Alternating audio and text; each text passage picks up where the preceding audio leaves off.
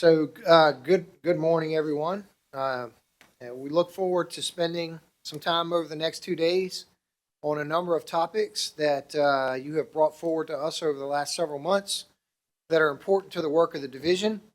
Um, we have a schedule that that's all been shared with you. Those are suggested time periods. Some sessions. Okay, hold on. I'm just going to call the meeting to order real quick. All right. Good morning. I am Kim Melnick, School Board Chair, and the time is 9 o'clock. And today is July 9th, 2024, and day one of the School Board Summer Retreat. Members of the public will be able to observe the School Board Retreat through live streaming on schoolboard.bbschools.com/meetings/live, broadcast on BBTV Channel 47 and on Zoom. Thank you to those who have joined us in person and online. Madam Clerk, will you please announce those school board members in attendance? Thank you, Madam Chair. Present in the Plaza Annex Professional Development Center, we have Chair Melnick, Vice Chair Franklin, Ms. Anderson, Ms. Brown, Mr. Callen, Ms. Kendrick, Ms. Owens, Ms. Riggs, and Ms. Weems. Okay, thank you. And for the record, Mrs. Manning will not be here, and neither will Mr. Culpepper. Okay, and with that, I turn it back over to you, Dr. Robertson. Thank you, Ms. Melnick. Again, we've got a number of sessions today of interest to board members to help guide the direction of the division. We have a schedule, but again, some of the sessions may not take the entire time in the schedule. Some sessions may take a little bit more time in the schedule. So we'll use the schedule as a guide. Today, we're going to start with a presentation on school calendar development. As you know, developing a school calendar is always a difficult topic and task because there are lots of opinions about schedules that work best for various individuals. What we're trying to do here is to reduce the number of times we have to come before the board in the fall to develop a schedule, hopefully for the next 2 years, which has been a request of the board as well. So that's how we'll kick off, and that'll be done by Matt Delaney and Nicole Livas. We'll take a short break, and then we'll get into our gifted 5-year plan. In this presentation, what we're going to be doing is really taking you through the work that's been done so far on developing the next 5-year plan, and then engage the board in 3 groups. Each group will interact with the same materials just on a rotation basis, similar to what we did with Bayside 6 Williams and Prince Anne High School, where you're going to be able to interact with materials and give us feedback and input on 3 key areas of the next 5-year plan. We'll then take a break, and Vika Harrison will join us. We've got the food truck. She's got a presentation. That's always a fan favorite of the board. We'll come back after lunch and do accreditation and accountability. Lots of changes coming forward around accreditation and accountability. So Dr. Bannicky will kind of take you through what it looks like right now and a kind of a preview of what we believe it's going to look like in the coming year. We'll then move into a presentation on artificial intelligence. Recall last year at the retreat, we introduced the board to this concept of artificial intelligence and how we might use it in Virginia Beach, which we've done this year primarily from a staff standpoint. And now we're going to share the next iteration of expansion of artificial intelligence to include some high school student opportunities. And so David Den and Sharon Shoebridge will provide that information. That will conclude today. The chair will offer some closing thoughts. I'll take any questions or comments about today, and we'll take a break, and then we have a bridge school board meeting scheduled for 4:30. Thank you. Okay, thank you. I just want to thank senior staff in advance. I talked to Dr. Robertson yesterday, and he minced no words when he shared that you all have worked incredibly hard for today, and we are deeply grateful for that. And I know there was a lot of prep, a lot of planning. I will say, however, I am sorry, we're not in 100% attendance, but hopefully our colleagues who are missing can go back and watch this, this retreat. All right, before we go on to our first presentation, just something for everyone to think about. It is about that time of year that we select our partner schools. And this is a bit of an odd year. You know, we have an election year every 2 years, but in this case, we do have 4 school board members who are exiting. And so just throughout today, be thinking about whether or not we should pass around this sheet and sign up for schools, or if we should keep the schools that we have now for the start of the school year and then redo it in July.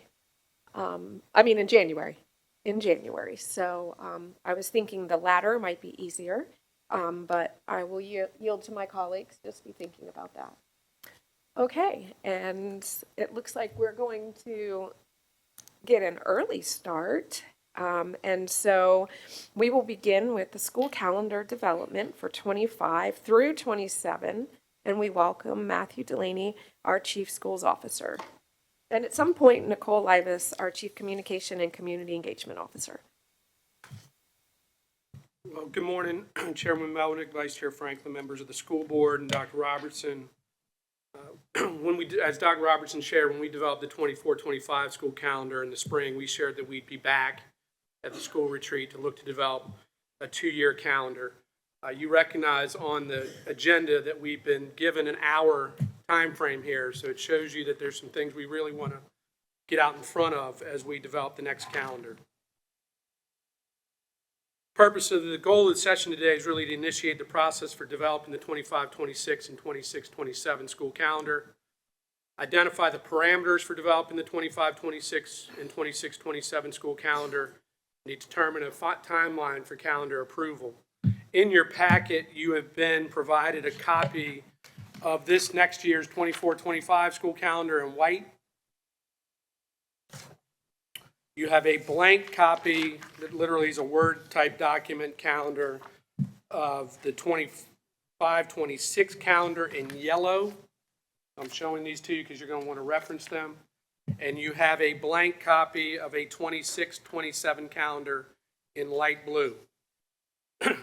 You're going to have an opportunity to really reference these calendars. I'm going to give you some time after I go through some things to look at both of them. Clearly, there's not a lot of identifiable marks on them, but I do recommend that you take notes on them as we go through this process, as we engage in the conversation, because you're going to have an opportunity to really reference these as we go throughout it. For those of you that were part of this process in the last school year, you saw this slide often, that we are driven by school board policy 6-12, which states that the calendar should indicate pertinent dates and information essential to the operation of the division schools. It should be planned by the superintendent and staff with patron organizations and approved by the school board. We also are guided by school board policy 6-13. Much discussion, as you recall, took place around this policy when we developed the 24-25 calendar that you have in white. As a reminder, last school year, 23-24, we had a 181-day instructional calendar, while the approved 24-25 calendar that you have in white is a 180 instructional day calendar. So just a couple reminders of some conversations, and I'm sharing that with you because when we go through the parameters, I want you to just make sure you understand some of the historical decisions that have been made. We also talked about Virginia Code and the standard teacher contract being 200 days. We have not traditionally encumbered teachers with the full 200 days. We typically encumber 193 teacher contract days. The staff days include in-service week and staff days identified throughout the year. The other 7 days of the contract are considered unencumbered. This is a kind of a recognition for the hours teachers work off the clock, grading papers, writing lesson plans, creating assessments, finalizing mandatory training, etc. This is just a quick overview because as we move forward, we want to receive guidance from the board as we develop the parameters for the next calendar. You'll want to reference the calendar handouts as we go through this. So as we go through the calendar, guidance for calendar creation, I just want to take you back to last year when we did this presentation in front of, as a school board retreat item. We put up a slide that said, here are the parameters that we would like to use for the development of the calendar. It was 193 teacher days, 181 instructional days, equal spread of days throughout each semester, and availability of staff days and limiting the adjusted dismissal days. That was it. We didn't receive any questions about changing any of those parameters. So when we put the calendar committee together, they were operating under those parameters. When we brought those forward, we then added several parameters throughout the process based on feedback and discussions that candidly makes the progress go longer. And it really doesn't help with those that develop the calendar. So I'd like to get guidance from you regarding how we bring information to the calendar development committee around the parameters. The next two slides are going to include parameters that were discussed in great length in the creation of that white 24-25 calendar that you have. I'm going to go through each of them briefly so that eventually we can come to some agreements on some of the parameters now. We may not do it with all of them, but we'll get enough maybe to help guide the work of the committee. And this will allow for less revisions as we move forward to the calendar approval process. After going through the next two slides, I'm going to give you some time to look through the calendars, both the blue and the yellow, just to take some notes and some thoughts. And I'm going to go back through the parameters, each of them individually, and see if we can come to a level of consensus or answer some questions along the way. Okay, hopefully that sets you up a little bit. The first parameter involves the instructional days. Again, we had 181 instructional days for the recently concluded school year. The calendar committee initially developed the 24-25 calendar with 181 days, as this was the parameter that we were working with. Once the draft calendars were presented, the board requested we explore having less than 181 days. So we developed a calendar of 179 days and one of 180 days. To be efficient in the development of the next two calendars, we're going to need clarity on the number of days. It's going to be very important, or we're going to have to develop calendars with varying numbers of instructional days. We will continue to operate on a 193-day schedule for our teachers, as we have in place for this upcoming school year. This would be 13 staff days on a 180-day calendar. Having the Wednesday off prior to Thanksgiving and a 2-week winter break. The Wednesday before Thanksgiving break was provided during the 23-24 school year, this past year, and was continued in the upcoming 24-25 calendar. In the past, we've used this as an adjusted dismissal day, and we'll want to know if we will continue to have this day off. Just want to remind you, when we surveyed parents and staff, 67% of the parents and 84% of the staff were satisfied with having this day off. For the 2-week winter break, you'll want to take a look at the yellow 25-26 calendar. The 2 weeks would begin on Monday, December 22nd, with the return on Monday, January 5th.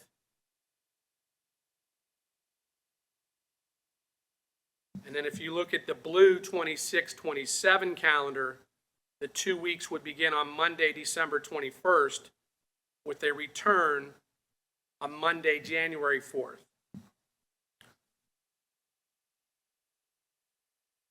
So a reminder I also want to provide for you is if you look at the white 24-25 calendar, the big discussion that was had during the calendar development process is why would we have students return on January 2nd and 3rd? Those 2 days, that Thursday and Friday. That's not the issue with the two other calendars that you have in front of you. The issue now is front-loaded. Would we want them to come to school on Monday, Tuesday, and have the 23rd off is where you're going to have to think about the shift in that focus. In our survey with the community, staff, and others, the second most important factor that they listed for the 24-25 calendar was the length of breaks.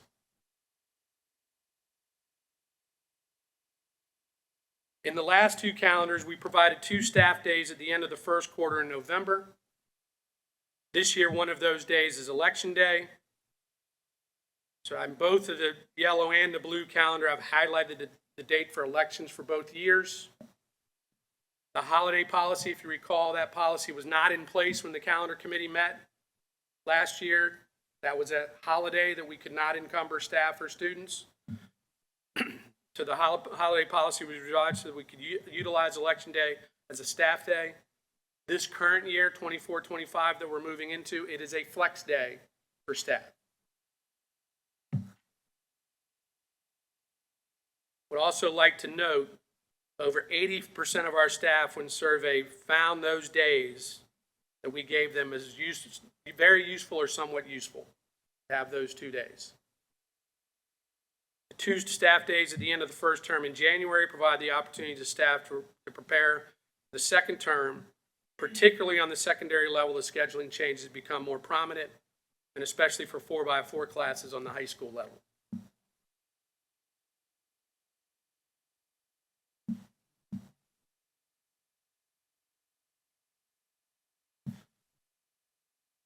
So the next additional guidance of calendar creation would be, do we want to continue with a pre-Labor Day or a post-Labor Day start?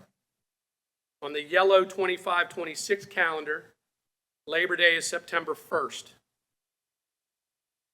And in the 26-27 blue calendar, Labor Day is September 7th. Please know the decisions on the previous slide will have an impact on our end date if we begin pre-Labor Day or post-Labor Day.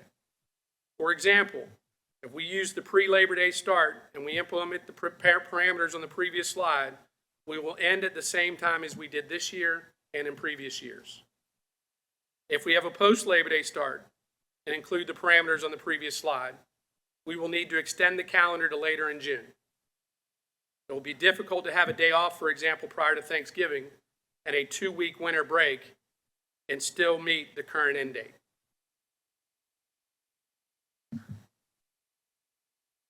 I'll get to questions in a few moments, just kind of teeing it up, Ms. Brown. So we believe our most productive staff days, I apologize for turning around, I usually can see it in front of me. So we believe that our most productive days are full staff days or full student days. So as a result, we look to limit our adjusted dismissal days. We found that adjusted dismissal days are a challenge for our families, but also have an impact on our students that attend our centers, especially centers on the secondary level. Traditionally, we also look at that our spring break matches surrounding school divisions and where it aligns with Easter. So I just want to draw your attention to Easter dates for 26 and 27. In the yellow 25-26 calendar, Easter is scheduled for Sunday, April 5th.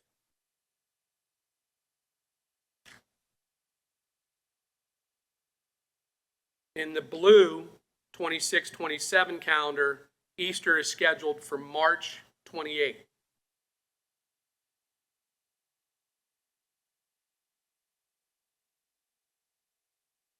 And just so you can understand a comparable school division, for the 25-26 school year, Norfolk will be on spring break beginning on Monday, April 6th.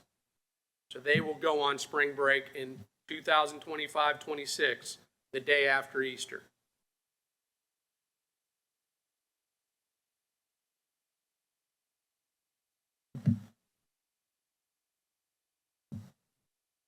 Finally, I'd like to share the graduation dates that are on the calendar as of now for 26 and 27. I know sometimes people ask this question, it's particularly as if we're starting earlier and ending earlier.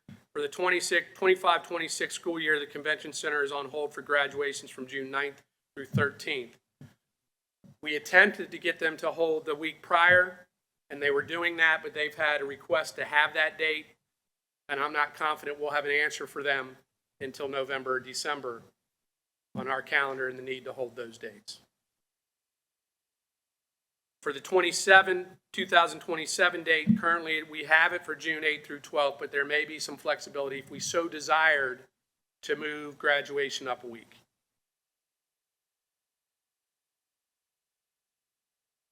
So here's what I'd like to do right now, because I know I'm saying a lot of numbers, 25, 26, blue, yellow, white, and you probably heads are spinning to a degree, trying to capture both of them, is I just want to give you a moment to take a look at both calendars, kind of process what you've heard, jot a couple of notes of what you've seen and what your thoughts are, because I'm going to go back through each parameter and just see if we come to a consensus agreement on yes or no. So then when we go, when Ms. Livas and I go in front of the calendar committee, we can say, here are the parameters we're working with. That'll alleviate the need to have 3 to 4 calendar meetings based on people saying, no, we'd prefer to have this or that. Okay, so just, I'm going to give you a few moments to do that, and I'd be glad to answer a couple questions as you're reviewing that component. Thank you, Mr. Laney. So I just wanted to ask, so it looks and appears that we are in a commitment with the convention center until 2027, is that correct? Correct. Okay, and they're offering some flexibility for 2027 and 26? Not 26 anymore. Okay, If we came to a decision today that we had a calendar done, I see. we could probably do that, but we're not in a position to do that right now. And I don't think they're going to hold it until November, December, when they have an Gotcha. interested party for that date the week prior. Okay, all right, thank you. You're welcome. Ms. Anderson?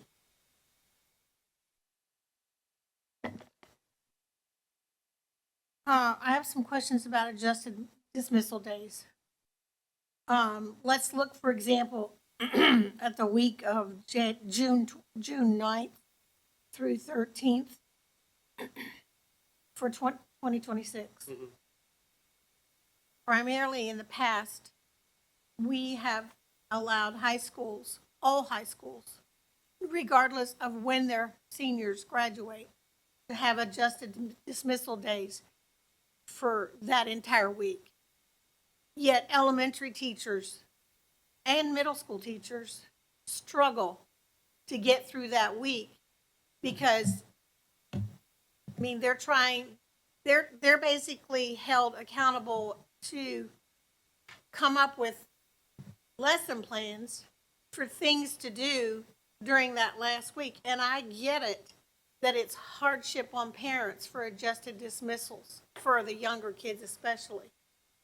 But it doesn't seem quite fair or equitable to me that all high schools have adjusted dismissal and we totally ignore the fact that we count seat time for these kids, but we don't worry about them having an adequate seat time that last week. We just give them a adjusted dismissal that week. And we don't take into account that our elementary teachers and our middle school teachers are struggling to get through that week as well. Especially our elementary teachers, in that, I'm not saying that but they primarily have to keep those kids busy, because if they're not busy, they're going to get in trouble. So they have to come up with, let's keep them busy, let's figure out what to do to keep them busy educationally, at the same time knowing that they'd like to be able to leave on Friday the same as everybody else in the system and not have to stay late. But in fairness to them, what these teachers are doing, and I brought this up last year, those are the teachers that are ending up spending, until 6 and 7 o'clock at night packing their rooms, because we do frown on children having to help do that, although I know it still happens, especially in the 4th and 5th grades, because those kids are old enough to be able to help.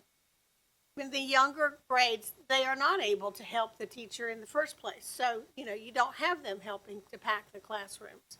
You're doing things to keep them busy so they don't get in trouble that last week of school. I just feel like we need to take into consideration some more adjusted dismissal days for the elementary and middle schools in that last week of school, whether it be Wednesday, Thursday, Friday, or whether it's just Thursday and Friday. We gave them Friday this past year because students left in elementary and middle schools half day on the last day. But by that time, everything is pretty much finished because teachers want to be able to walk out the door on Friday and not look back.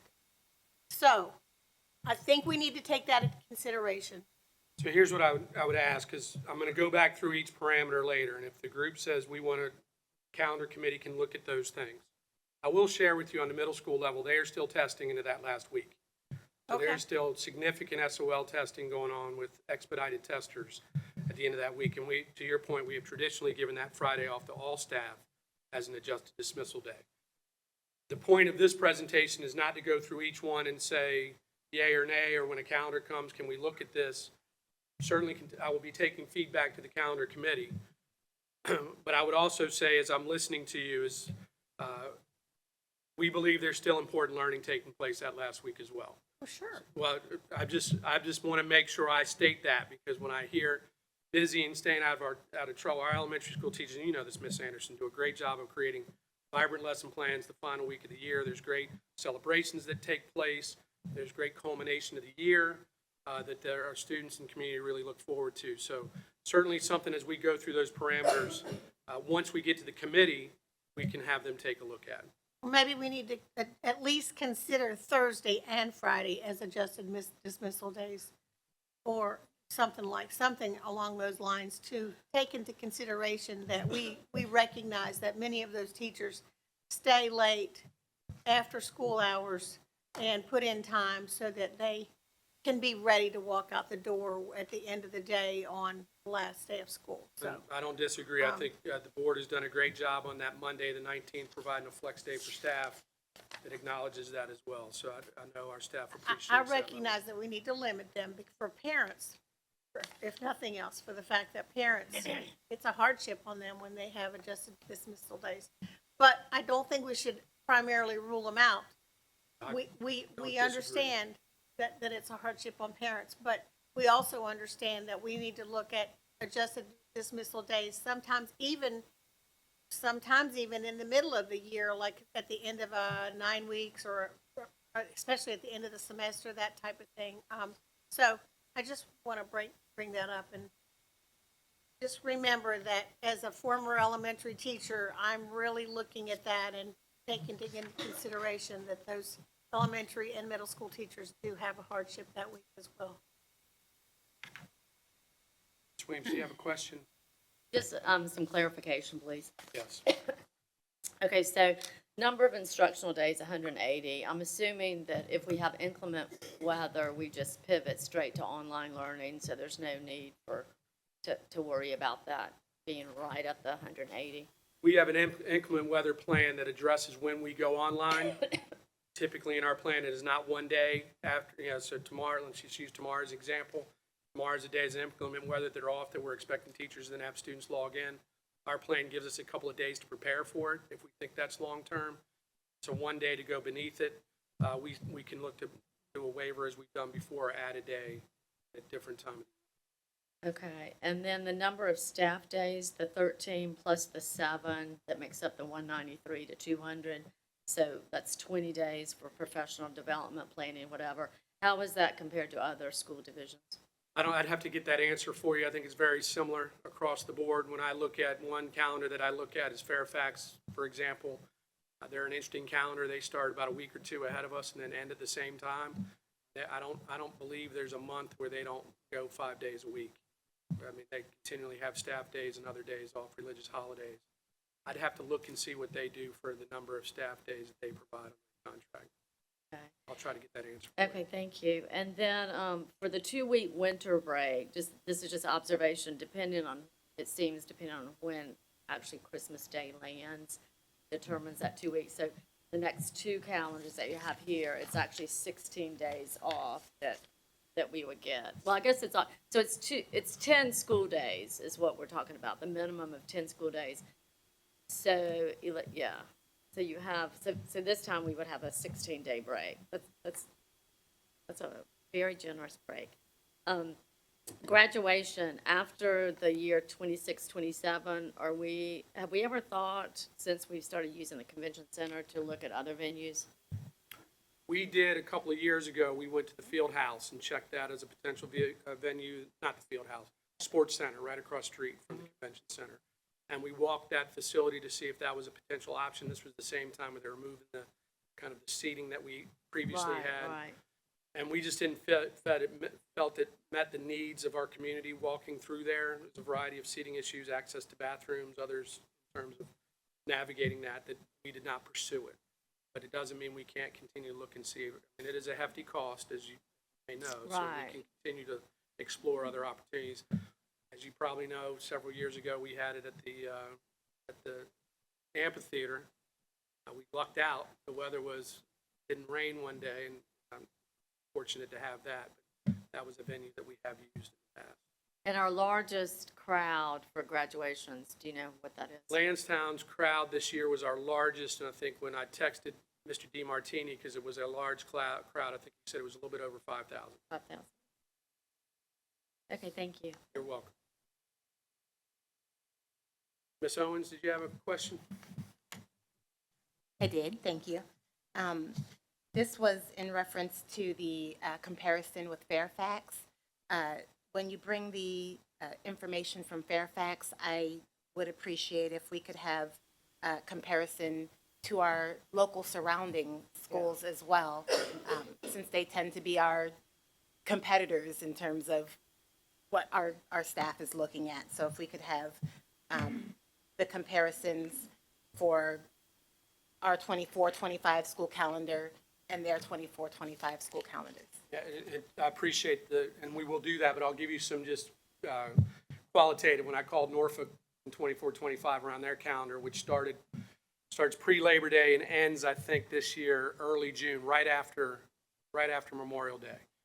And I spoke to one of the senior leaders there, and he said, the board just told us we want to start earlier and end earlier. Make it happen. There was no discussion on instructional days, staff days, but I will bring that information to you, and that's literally what they made their calendar, is start earlier and end earlier. So you will see they're below the 180 instructional days, pretty significantly. Yes. I meant to ask about that as well. I'm not saying I'm advocating for it, but please show us what would happen if we worked on hours instead of days. I think that's what Norfolk's doing. They're trying to meet the minimum hours. I'm not saying I'm advocating for that, because I do believe, I mean, for years I advocated for 180 days, because we had 183 at one point. And I kept saying 180 and 180, but we continue to hear from our teachers and staff that they compare us to the other school divisions locally who are using hours, and we don't do that. We go by days. So, but I'd just like to see a difference in, what a calendar would look like. Let's say if you use the minimum hours instead of days. Okay, and I'll get to that. I'll answer that now. We will need pretty strict direction on what's the minimum number you're ready to go to. Because if you're asking us to create one right at the minimum number of hours, or saying this many days, we're going to have to get clarity on how low you're willing to go. Okay. Because if you're telling us to go that, I have great confidence that most of you know we don't want to go that low. So that was the rationale last year when you asked us to come back with lower, that as a staff, we said, we're not comfortable going below 180, but we'll make one for 179. Because, Right. Candidly, we believe students need to be in school more often than less. I don't believe that's just my opinion. Well, So we can because look, of the but we're fact going to that- need clear direction on what is that line of demarcation that we don't want to go any lower than this number. Because if we don't, you're asking a calendar committee to create several different calendars that are going to be open for debate. And you're going to have some that agree with this one, this one, this one, this one, and then we're going to be back to, well, this is what we want to see. So when I go through the next portion, if we're not all in agreement at 180, we will move on. But I will ask for, through Dr. Robertson, some clarity on what is the number that you want us to pursue, because that's a moving target for us on a variety of levels that create a challenge. So we want some clarity when we get to that end. I understand that, but I don't want our staff and our teachers to feel like we're not hearing them. And we are getting lots of emails saying, hey, by the way, we're one of the lowest paid divisions in the whole district, in the whole area, Hampton Roads area, yet we're the ones who are teaching more days. That's what we're hearing. And I want to bring that forward so that we're aware, hey, we're aware of that. But we're listening to you. I don't want teachers to say to me, we're one of the lowest paid divisions in the area, yet we teach more days. I get that. I'm hearing that. So I think we need to look at 107. I'm not advocating right now in favor of 179 days, but we looked at the number of hours that 179 days were, and we're still way above what's required of the state. So I'm just bringing that forward because I feel like, I don't think that that's going to diminish our instruction that much if we're still way above what the state is requiring for the number of hours. So that's just my thought on there, and I'm bringing that forward because I just got an email the other day about, hey, we're one of the lowest paid school divisions in the area, yet we teach more days.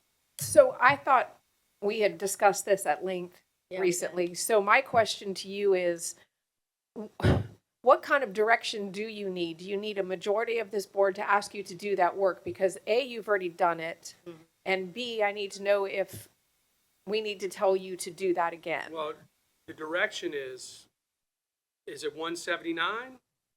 Is it less? Yeah. Is it 180? Is it more? I think we sometimes run in and say, it's only a day.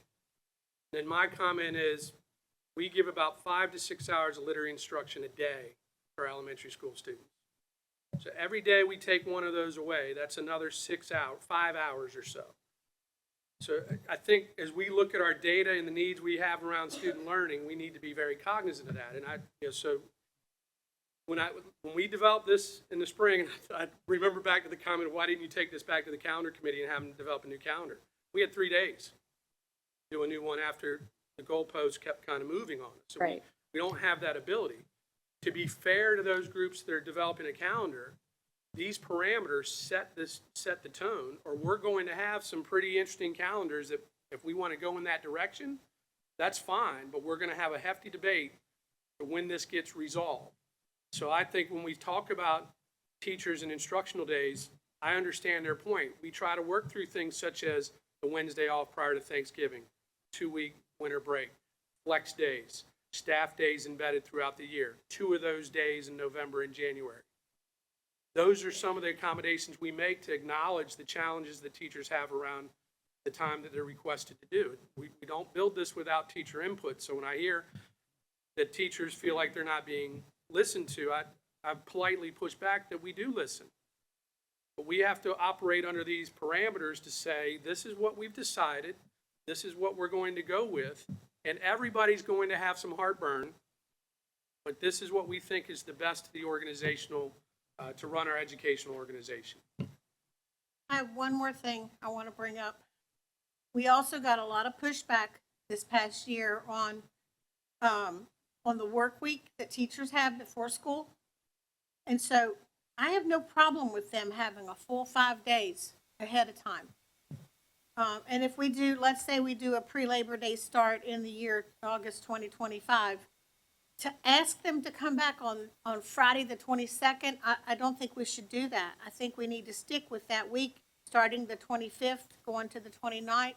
There's no problem with that, but I do have a problem with you ask them to come back on the 22nd, unless you absolutely have to, and if you do absolutely have to, then you make it a flex day. And then the same thing in August 26th, let's not ask them to come back on the 21st, which is a Friday. Let's not do that unless it's an absolute must, and then again, make that a flex day. So that's my concern for that. And just again, I appreciate that, and it is an area of discussion. Just to give you context, 23-24 this past school year, we had a 5-day in-service week break. That allowed for an October staff day and a March staff day. And what did we hear from people? It moved too fast. We heard from a lot of administrators, that 5 days was too fast. So if you think the calendar committee actually came back with an earlier in-service week and we moved to that Friday as a flex day. I don't disagree with you, Ms. Anderson, but I'm just sharing with you where that comes. If you go 5 days, you'll have others going, we can't get what we need to get done in 5 days. So I think when we go through this year and they get that flex day, the feedback we can receive on that will be important. Ms. Brown, did you have a? Yeah, let me just, I'm before. sorry for, So I'm like I want micromanaging. everybody, yeah, no, I love it, actually. It's so much easier when it's done from there.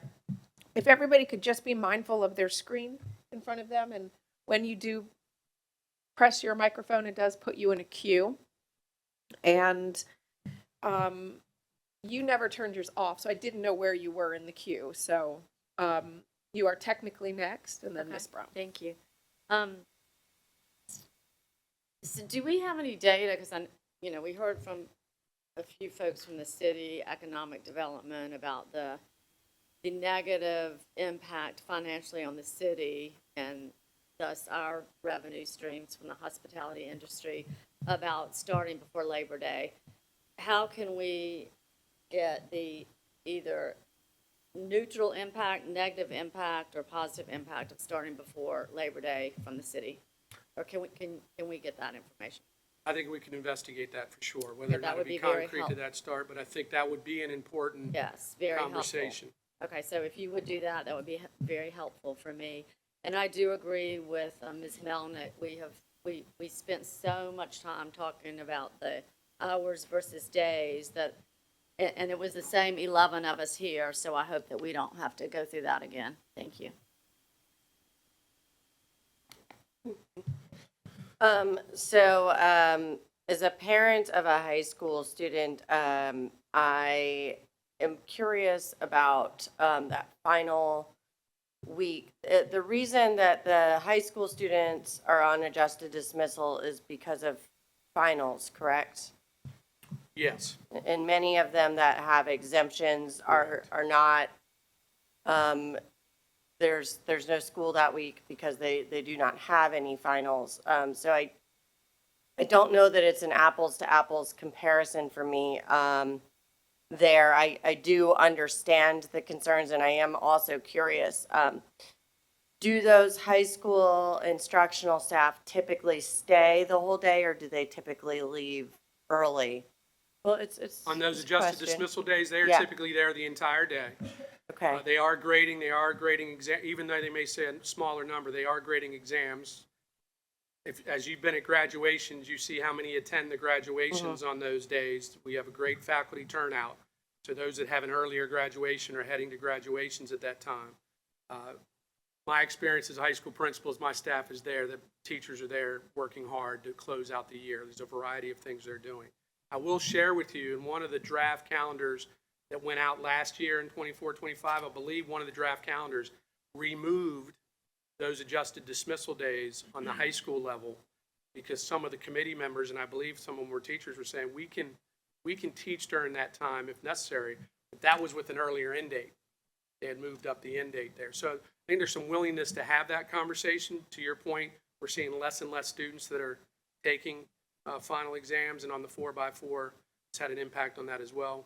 But no, our staff is pretty committed to finalizing their talent ed guidelines, finalizing their goals for the year, still providing remediation. They're still working with a lot of kids that are in need of support that final week, whether they're taking exams or not. Right, and that was my other note, is I worry about the messaging, that this week isn't an important week. I feel like it disproportionately impacts underserved communities, to peel back a little the most. And so that I would just like my colleagues to consider that as we're moving forward, and I'll yield so that we can get to the specifics. We ready to go? All right, so here's what we're going to do. We're going to go through each parameter. I got to put my glasses on for this. I can't see too far in front of me. I'm going to just see, do we have consensus on it or not? And then I may come back to ask for clarification once we go through each of these. So the first one is 180 days. Do you want us to commit to creating a calendar of 180 days? Or is it something that's saying, no, we want to see more or we want to see less? But is 180 days the calendar you want us to start with, the instructional days that we want for the next two calendars? I'm seeing a yes, I'm seeing a no, so I'm going to say there's not consensus on that. And I'll come back to that one for guidance. Second one is the number of staff days. So this 13 puts us at 193. So just to share with you, if you say yes, stay with 13, that may increase if we go less than 180. Because we say 193 total days for staff. So what I'm going to assume on this is that we cannot come to agreement on 13 if we have not come to an agreement on the number of instructional days. Because if we go to 179, then we've got to give 14 staff days. If we go 178, we go 15. We go 177, 16, and so on. So on this one, I'm finding that there is not consensus on 13. Mr. Delaney? can Yes, I- ma'am. So I just counted out the full calendar for 25, 26. And if we have a post-Labor Day start, starting on the 2nd, okay, for 180 instructional days, that finalizes at May 29th, taking into account some of the parameters, Some, but not all. some, right? So we got to go through the other ones first before we can Well- get to there. So May 29th, which leaves then basically 12 days that we have to play with. So we have 180 instructional days plus 12 days, which includes the graduation week, that we have to play with. So I guess my question is, knowing we have about 12 days, utilizing everything except for the 2 staff days at the end of the first quarter, 2 staff days at the end of the second quarter. We have 12 days to basically play around with. So am I off there, or does that If sound we about go right? through the other parameters, you'll answer that question. So let me go through the other parameters, and you'll see if there's agreement where we are in terms of developing the calendar. So let's Okay. go through these. Are other- we even going to be able to do any of that, not knowing whether we start before or after Labor Day? Well, let Because me we do- can't flip-flop every year. Well, let's take a look at a couple. Can we just go through the process and we'll see if there's some agreement? We now know, at least we can signal certain things to folks. All right, that's what I'm hoping for. Do you not need to know, though, whether or not we are in agreement on the number of days? Not yet. Okay. I'm going to keep my sense of humor. I tell people this is my Netflix special. Tune in. This is season 2 of Calendar for Mr. Delaney. Pinky Blinders or something like that going on up here. I will. I keep my sense of humor. All right, so let me go back here. Let's take a look. So here's an example. Do we believe that all staff, we should have the Wednesday prior to Thanksgiving off? Okay, so if we do, so I'm not taking, I'm going to be a little rude here. I'm not taking questions on it. But what that does for you is it takes away an instructional day. In the past, when that's been an adjusted dismissal day, that is counted for an instructional day. But we have come to agreement. The calendar committee knows Wednesday, they are off. Perfect. 2-week winter break. December 22nd to January 4th, December 1st to January 3rd. So this is just to give you some clarity, we did not, in developing the 24-25 calendar, the committee did not give this as a 2-week break. They had the 2nd and the 3rd as instructional days. That allowed us to get to 181, which we were operating under at that time. And people said it makes 0 sense to have people come back for 2 days. That is not the issue on the next 2 calendars because that's a weekend.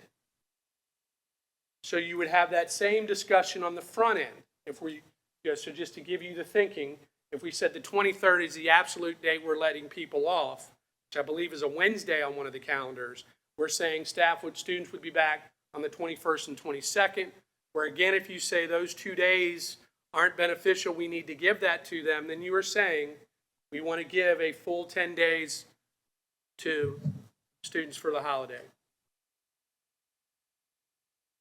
I'm seeing some absolutelys, I'm seeing some yes, I see a shaking of the head no, so I'm operating under we are not at consensus. Okay, so Mr. Delaney, I think the consensus would be majority. I'm using the term incorrectly. Thank you, Dr. Yeah. Roberts. So I'm seeing all but one saying yes. Okay. So I'm checking that as what we're going to move forward. Now, I just share this with you to your question, Ms. Franklin. We've now lost 3 instructional days. Right, but just bear with me, there's 3.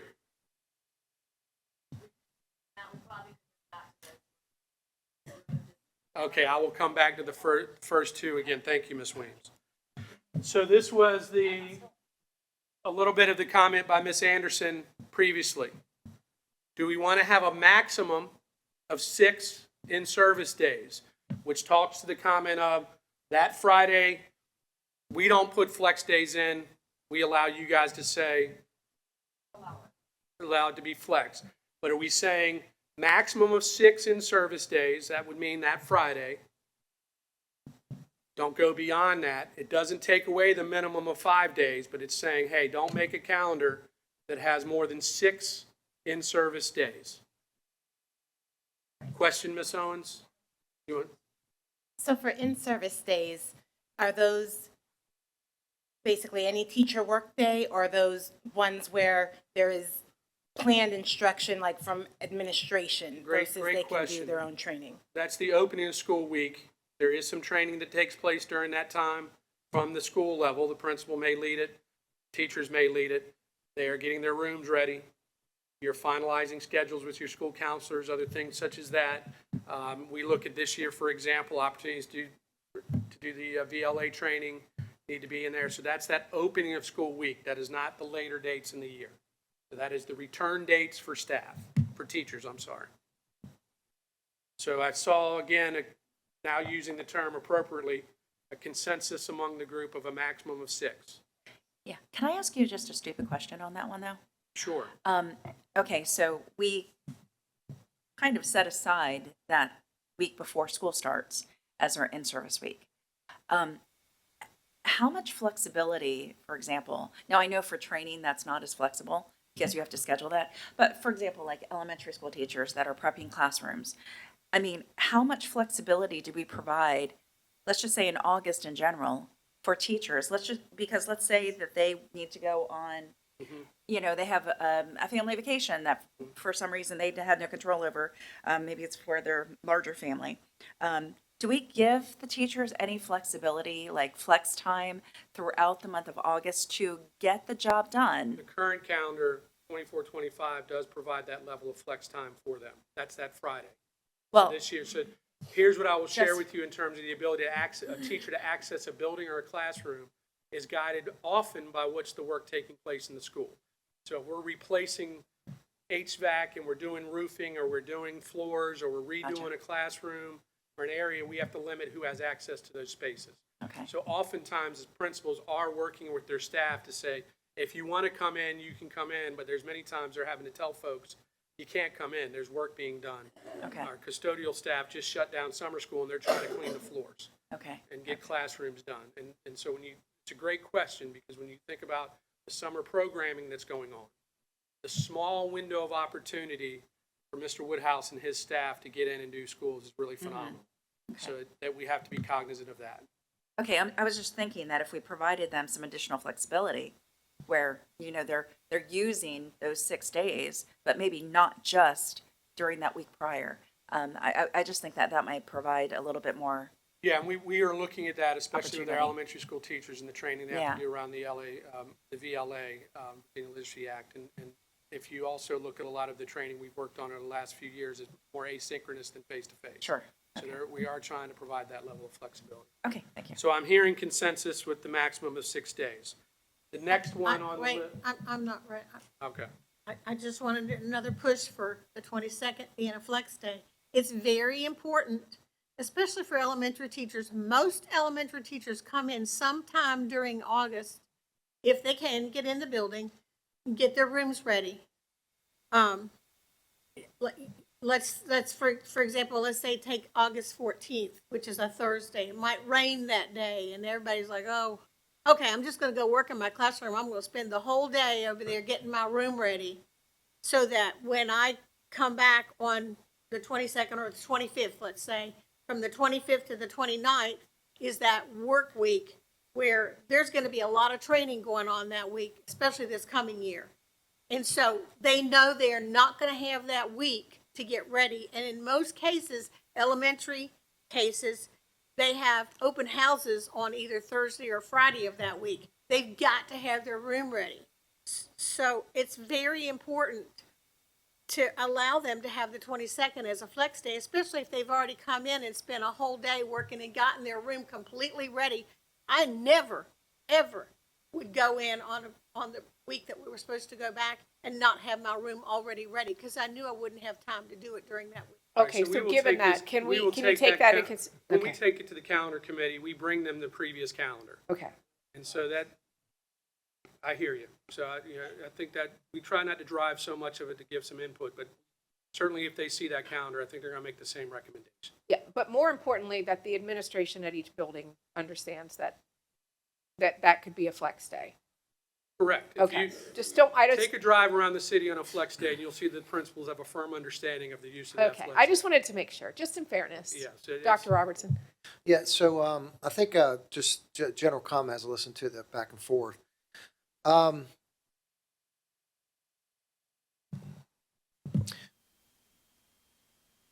When you seek flexibility across 86 sites with 5,000 teachers, even under the best intentions, what you create is chaos. Trust administration that we absolutely understand what's required of elementary teachers versus middle school teachers versus high school teachers, but we need a structure from which to work. And then we can have conversations with teachers under special circumstances to determine whether or not some type of alternative needs to be approved.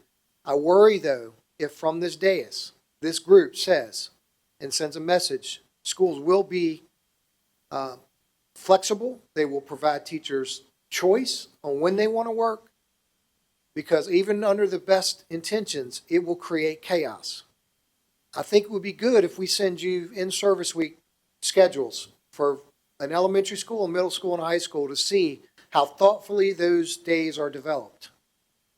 We absolutely agree and cherish the fact that this board allows us to offer staff flex days, a flex day at the beginning of the year, a flex day at the end of the year, and a flex day in the middle of the year, because that honors teachers who may have conflicts on those days. But let us remember that this board also has 7 unassigned days on a teacher contract. I recognize on what a teacher really does, 7 is insufficient.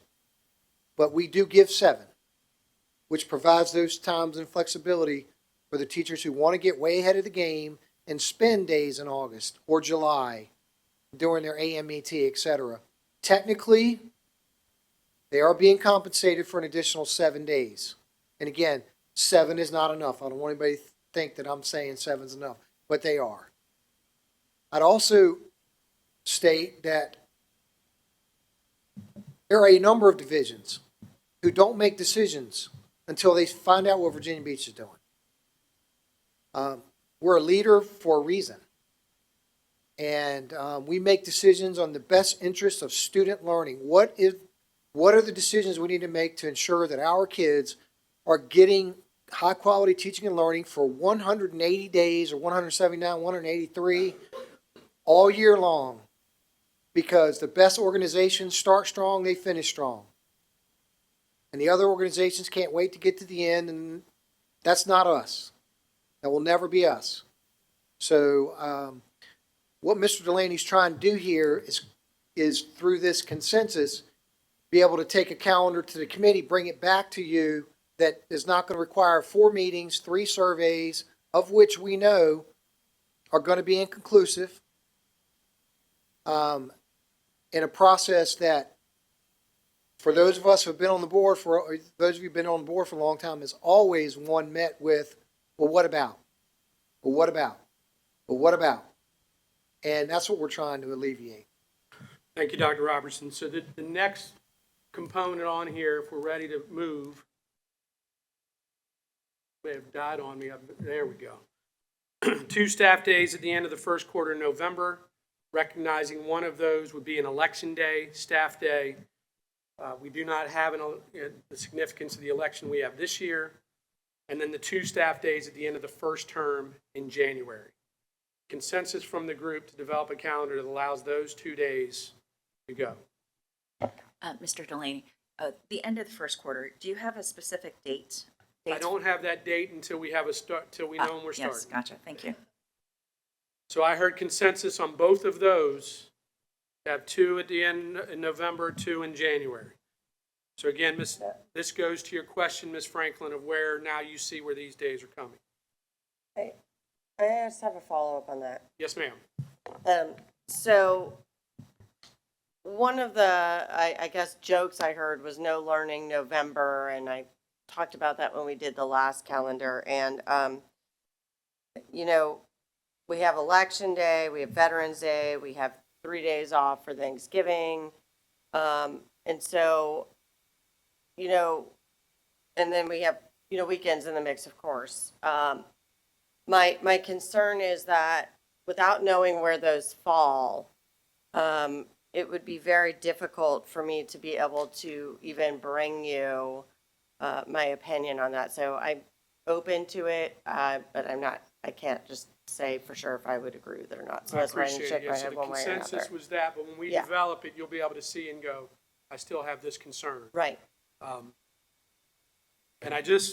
I've heard it a few times, and hopefully you'll bear with me and you can yell at me at a break, but I've been an educator for a long time. Schools are great places for kids every day. And they're places of learning every day. I'm hearing often that they're not doing anything on these days, or there's things not. I'm a firm believer that when those schools are empty, they're pretty sad places to walk through. So I think from a message, and I appreciate you letting me get on my soapbox, I think from a messaging standpoint, we have to say, this is a great place for our kids to be every day. Do we make mistakes? Are we not always perfect? Yes. But when we encourage that conversation, I think we're devaluating the work of our teachers, our staff, most importantly, the community who just thrives on sending their kids to our schools every day.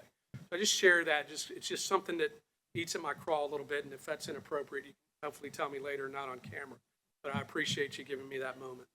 Yes, ma'am, Ms. Anderson. Again, I would like Election Day on November 25, November 4th. So I'm assuming we would have the Monday and Tuesday as the 2 days, either the 3rd and the 4th, or would it be the 4th and the 5th? We don't You'll know have to yet figure that out. because when we develop the calendar based on these parameters, it may naturally back up to the end of the 9 weeks is this day, and then the election day is the Okay. next. It could naturally fall out that way. But the election We day is probably typically going to would be. like to have that happen, to give the 2 back-to-back days versus a day in a class and then a day again, as we've had to do the last Right. few years. So calendar committee's going to have to really take a look at what that balance looks like. Well, because of this year being a presidential election year, and the fact that it's such a huge day for, you know, I would like to take into consideration to make November 4th a flex day. This year it is for the presidential election. That's what I meant, isn't that November 4th? Oh, no, 2025 is what I'm Yeah, looking at, yes, I'm ma'am. sorry. Yep. This year it is. All right, so the 4th, 2025 would really just be the governor's race, not the presidential race. But it's still a big election day. We use our schools as precincts, which is always a challenge. Correct. But Mr. Delaney, you want to go back to the 180 and 13 staff days? Sure. Because we're going to see if there's any consensus. Yeah. Yes, I apologize. I didn't do well on the SATs. All right, so 180 days, are we at consensus? To minimum number of, for 180. I see 1 yes, 2 yes, 3 yes, 4, 5, 6, 7. So I'm seeing a consensus there. All right, so I'm going to assume, but I'm going to ask that 13 staff days would still be what we look at as well. Consensus? Okay, perfect. I'm growing as a teacher. All right. Thank you. Talent ed evaluation may not be strong. I understand. So now we ask the question here, and this is where, you know, all the parameters you just agreed to, this is where it becomes the discussion of pre-labor and post-labor. And I appreciate Ms. Weems' question of going back and seeing what we have in terms of a financial impact. With all the parameters you've just said we want, if you start on September 8th in 26-27, for example, you're looking at a pretty late end date. Okay?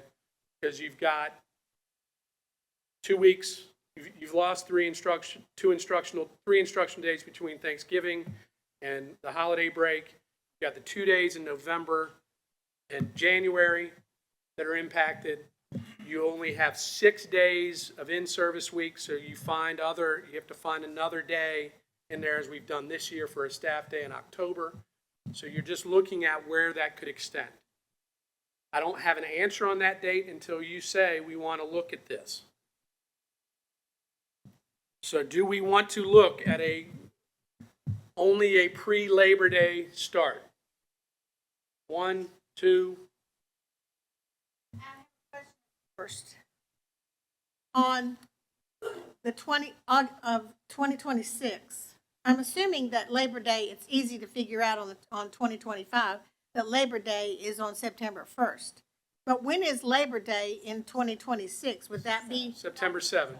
okay, so it's late. It's late. Okay, well, I'm in favor of a pre-Labor Day start on both years, with the exception of the fact that if you start teacher work week on a Friday, that's a flex day. That's when So I know.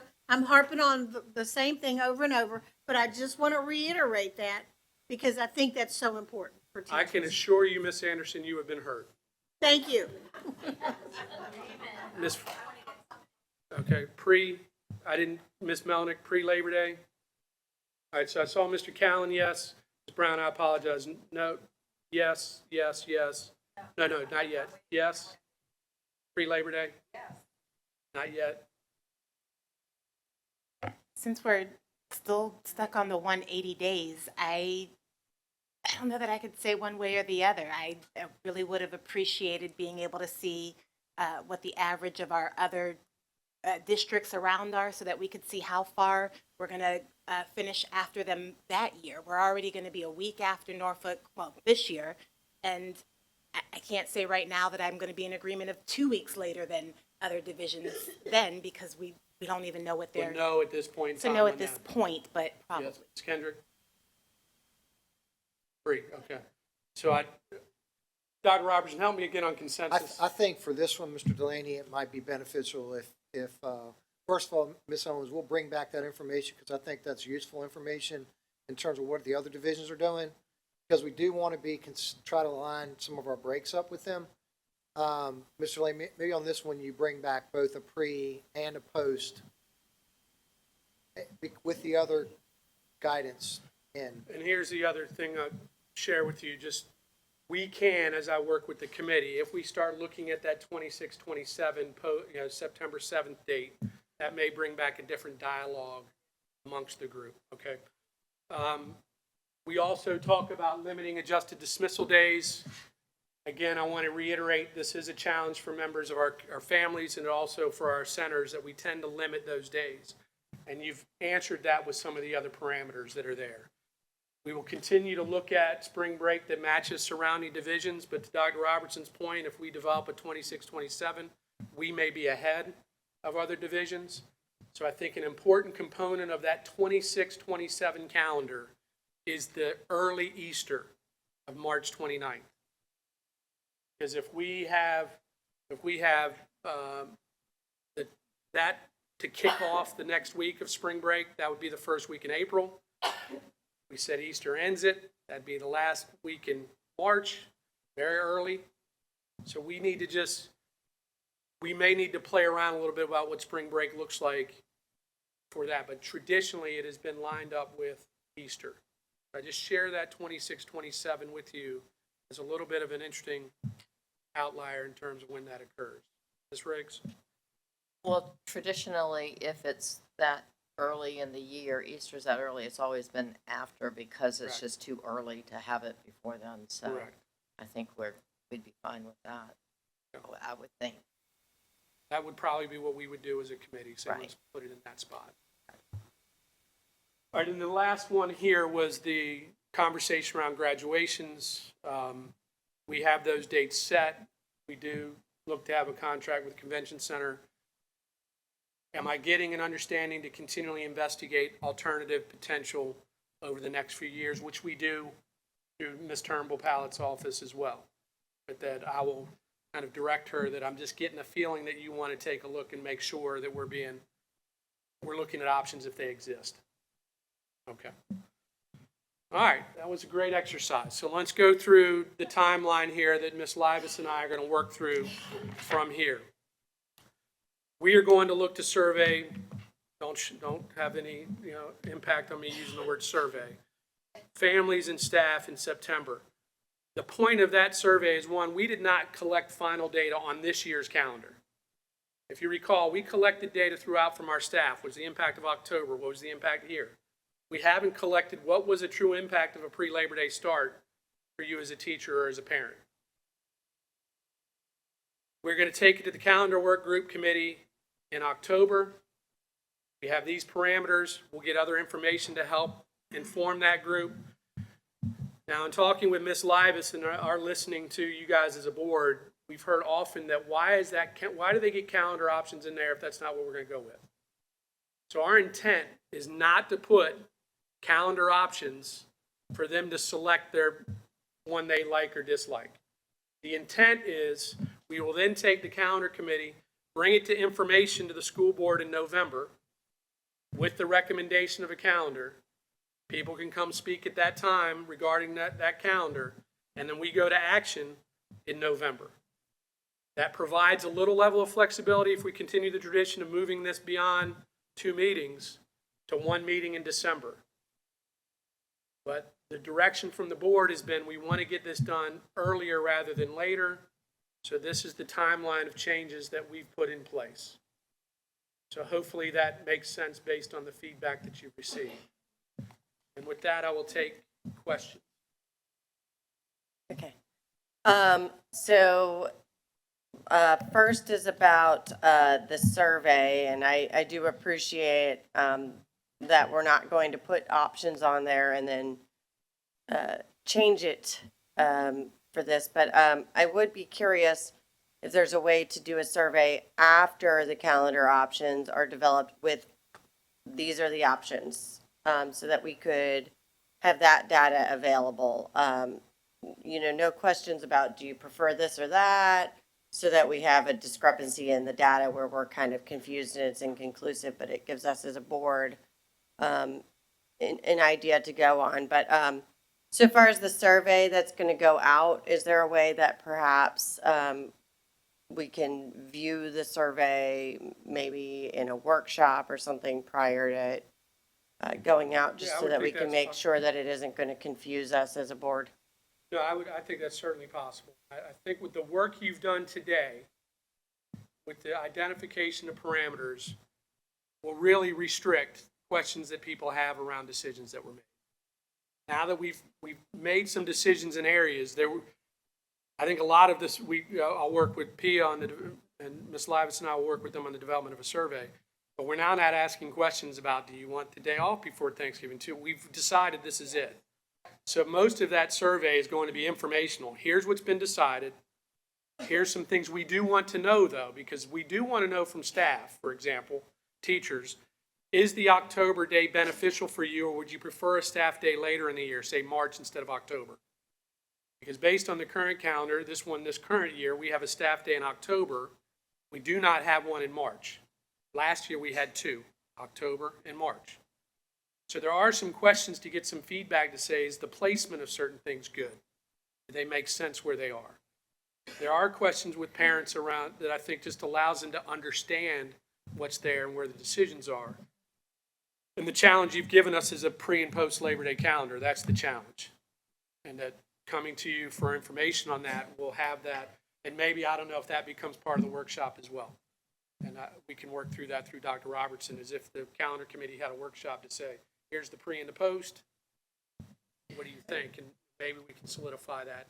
And that's I think, the big question, where there was a lot of data that showed that people want a post-Labor Day option, but when you throw in the parameters surrounding it, and then you throw in 2 weeks for this and this, that, and the other, it becomes almost impossible for us to create, a calendar that's going to really meet all those criteria. But I would be curious to see what the public's opinion is if we had it down to 2 or 3 options, and we had those options. And as a board, if we could decide we're picking from one of those options, I think that would probably make it easier for us. But anyway. Well, I appreciate the work today, because that does, when you can go out to the public and say a calendar is going to give you the Wednesday off, you get a 2-week winter break, be 180 days, it provides the clarity that I think has been the frustration. So to your point, Ms. Brown, oftentimes what do you hear? Don't you guys have common sense? Like, why would you not have this day off? Well, because we can. You have to meet these amount of instructional days. Oh, I didn't know that. So this helps very, and so I appreciate you guys going through that process. I know there may be still more questions. Ms. Owens? Thank you. I guess I have a multi-point part question. I guess I'll throw in the one part about when the community says, don't you have common sense? Why wouldn't you have this day off? And we say, we have to have this many amount of instructional days. Really, the answer is because we chose that we have to have that many instructional days because we're way above the standard with hours. But my, I guess, question and concern is both for future calendars and this calendar with the 24-25 school year, seeing a lot of other school districts going back and kind of reviewing the calendar that they have already put forward because of the unexpected amount of training that has to come this school year from things coming from the state, and it wasn't something that we could have planned for. But I'm concerned where that, how the expectation of how those training hours are going to fit in, how much of an unpaid time frame as a board we are expecting our staff members to put forward, being that they have curriculum changes and the literacy changes.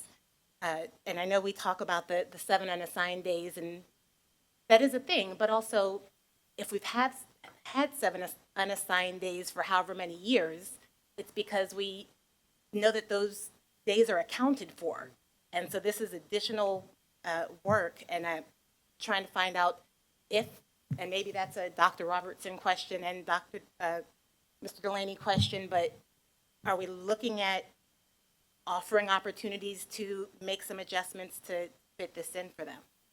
Yeah, so, Ms. Owens, I appreciate the question. So, the discussion you just had about the calendar, where you talked about limited opportunities for early dismissal, is really a calendar conversation.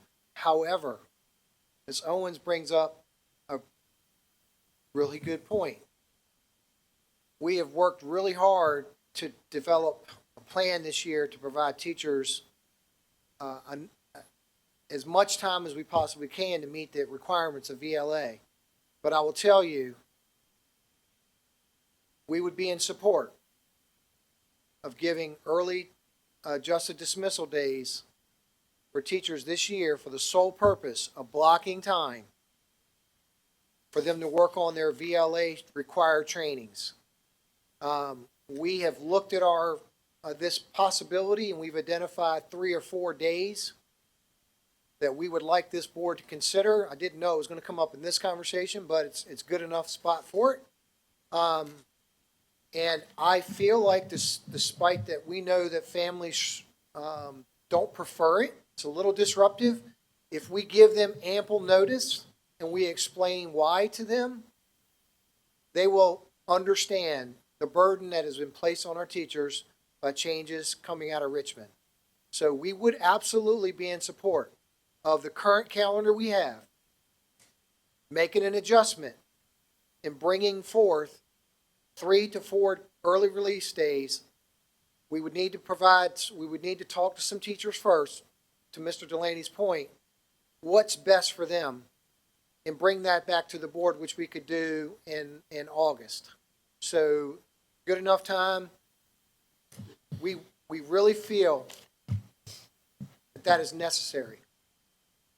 So I appreciate that you're in season 2 of this hit show, but I'd like to remind this board and the public that for many, many years, we just were handed a calendar and that was it. You went to school on these days, you had these days off, and that was pretty much it. And so the fact that this much work goes into this, I personally really appreciate that. And I appreciate the input that you take from so many people, and including this board. So, were you done, Ms. Owens? I was just going to say Oh. that I appreciate the opportunity to have some feedback from staff members and to look at some early dismissals. I know it's not everybody's favorite, but this is kind of an unprecedented amount of new Yes. change, and And I think actually, it's really needed. I think what I heard, was that, the workload actually doubled. It was more than it was supposed to be, I think. Ms. Correct. Colucci? Yeah. Okay, Well, perfect. we're still waiting. We're still to hear waiting some for final that, but pieces, it could be a lot more than teachers were Yeah, expecting. So and- thank you for the, In addition to the adjusted dismissal, also I think it's important to note that we're working really hard around collaborative days to give teachers time to train. How do we use our permanent subs to free up a teacher to complete a module here and there? So there's really strategic thinking going on around this. We're fortunate we have a lot of teachers, more so than any other school division, that are letters trained. yeah. And we're taking each school to look at what that number looks like and provide the right support. A lot of thinking going on behind the scenes on that. Well, it's good to be ahead of the curve then. So, All right, Chairwoman Melnick. Yes. Again, this whole consensus thing, I saw a lot of head nodding. yes, Is that the approval for us to bring forward to the Yes. board? Okay, very good. We'll bring forward to the board first meeting in August. Matt, Danielle, Nicole, revisions to the current calendar to embed 4 early release days for staff. okay. And so it is 10:22 and, we have a shortened break now. We need to get started, right away with our next very meaty topic with the 5-year plan for the gifted. And so we will reconvene at 10:30.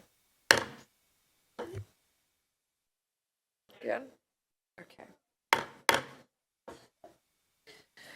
Okay, I welcome everybody back for this next very meaty conversation that will take us to lunch at 12:30. And we welcome Dr. Crystal Lewis Wilkerson, Director of K-12 and Gifted Programs, and Danielle Colucci, Chief Academic Officer, for our Gifted 5-year plan. Welcome.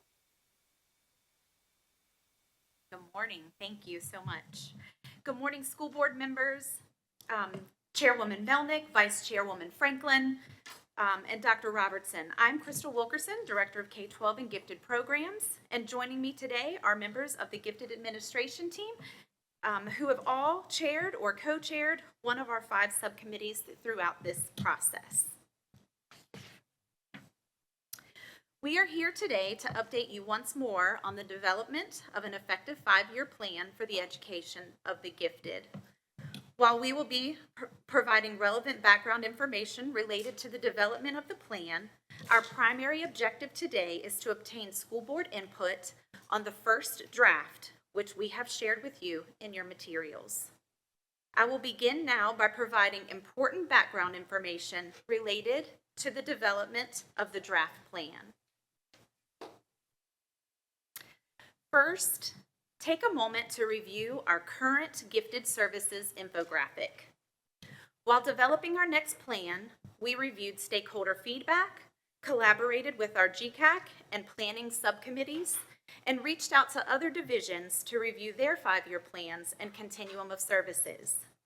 In doing so, we noted other divisions' infographics highlight the advanced program opportunities that go beyond gifted services. In alignment, it should also be noted that the Virginia Department of Education has also renamed their gifted office to the Office of Advanced Learning. In turn, we have updated our continuum infographic to better reflect the comprehensive opportunities for advanced learning as well as gifted services so that families are better informed. We also have included some of the proposed continuum enhancements in our draft plan, which you will learn more about in our small group conversations. You have a copy of this in your materials so that you can review it in more detail during our discussions. Now let's examine our gifted population of learners. This chart reflects the 2023 to 24 2nd through 12th grade students identified as gifted, either through general intellectual aptitude, visual, and/or performing arts. I will pause and give you a moment to review this data.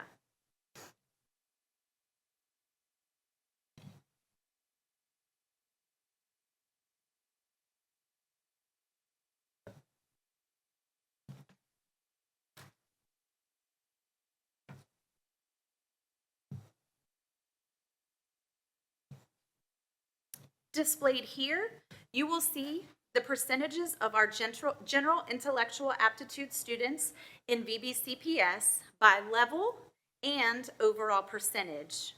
I will pause again for you to review this data.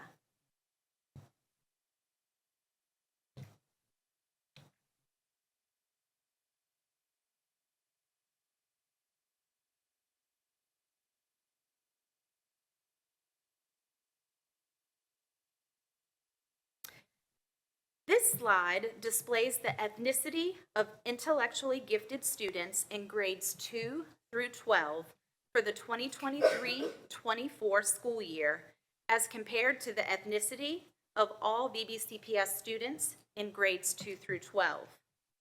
Larger percentages of gifted students were white and Asian when compared to the division's overall population, and smaller percentages of gifted students were Black or Hispanic when compared to the division's overall population.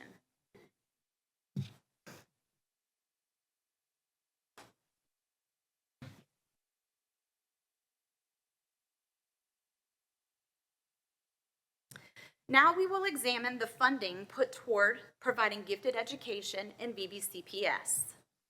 The totals displayed represent costs associated with providing gifted services in our comprehensive home schools by level, with the exception of Old Donation School. The totals listed include the staffing cost of GRTs in all schools, as well as program needs.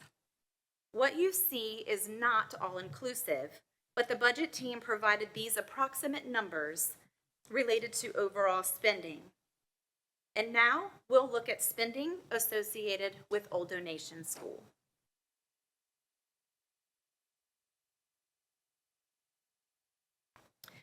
At the June 25th meeting, the school board requested information related to overall spending on gifted as compared to spending on Old Donation School. We have worked with the budget office to provide approximate costs for each. In the first row, you see the approximate total for gifted services at all VBCPS schools, including Old Donation School. The second row shows the cost of funding for Old Donation School. Note, transportation costs are not included in these total costs. In summary, approximately 57.4% of the spending on gifted services is allocated towards Old Donation School. ODS serves approximately 11.4% of our general intellectual aptitude identified students. I will pause and give you a moment to review this data.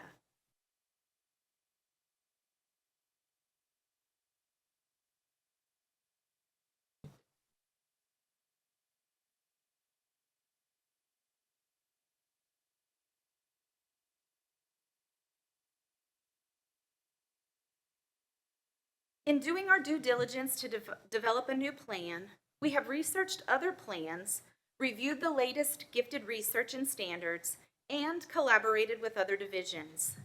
We felt it would be helpful to point out a few things that make VBCPS unique. We are one of only 2 school divisions in Virginia that the Virginia Department of Education knew of that has a standalone school exclusively for gifted students to learn in a homogeneous setting. Virginia Beach is one of the only divisions in the Commonwealth and the only one in our area that staffs an endorsed gifted resource teacher, or GRT, in every comprehensive home school. In addition to school-based GRTs, we staff division-level testing specialists to support schools with assessments, and we also provide gifted administrators to offer schools coaching, curriculum, and guidance in order to build gifted pedagogy.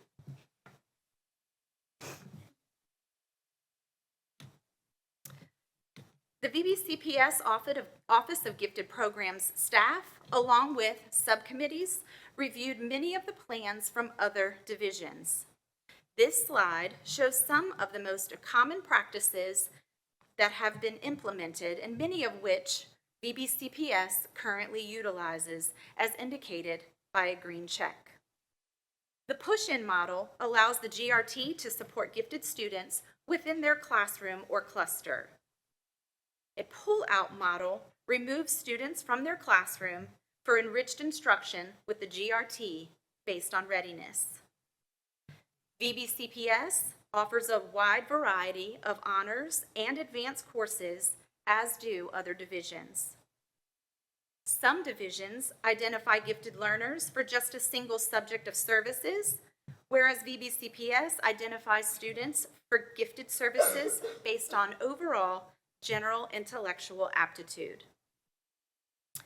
Differentiated enrichment instruction is the core of our teaching and learning framework. Teachers use data and student needs to develop instruction based on the current performance of their students. For example, our elementary schools all use data to develop small group reading and math instruction. Grade or subject-specific acceleration provides opportunities when students demonstrate grade-level mastery of standards.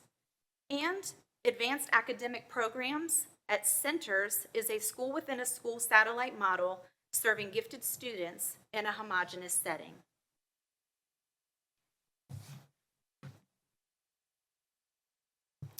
At our June 25th school board meeting, the board asked for an estimated cost of creating satellite or center programs at the elementary level. The approximate cost associated with adding one center within an existing elementary school is displayed here.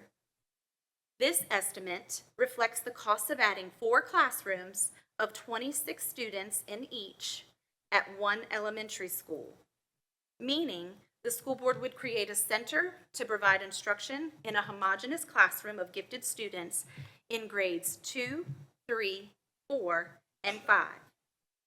I am sure that the last row, which indicates transportation costs, jumps out a bit, and we wanted to ensure we are clear that there will be a need for 6 additional buses to transport students who would attend a center. The purchase of the buses could be all at once or done over several years. Keep in mind, finding schools with enough space could be challenging.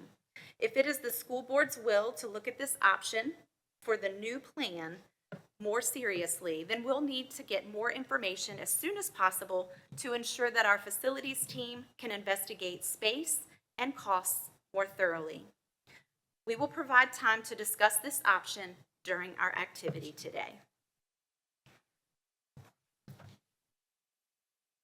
Now that we have provided you with additional background information to help provide important context for the development of the next plan, we will begin to focus more on the factors being considered to develop the next plan and look at some of the options that exist. Displayed here are some of the key factors and considerations the GCAC, subcommittees, and administration have used to begin drafting the next plan. I want to note that in our review of other gifted plans in the Commonwealth, most were under 50 pages, while our current document is 188 pages. The subcommittee and GCAC felt our current plan is redundant, lengthy, and not teacher or parent friendly. Our goal is to make the new plan much more clear and concise.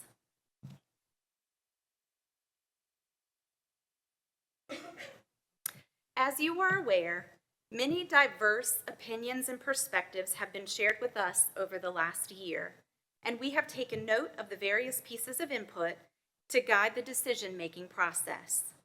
The subcommittees and GCAC have been very influential in this process, and we genuinely appreciate the time that they have dedicated. Here you see the areas we received most input from stakeholders. Although we need your input on the entire plan, today we need the school board's input on some of the most frequently shared ideas, some of which the school board has shared, and some from the GCAC and/or subcommittees. This will ensure that we are on track to fulfill your vision and expectations. For that reason, we will share several options in our small groups with you that relate to these 3 areas displayed on the screen. At this time, I welcome Ms. Colucci, who will share the process that we will use to solicit your input.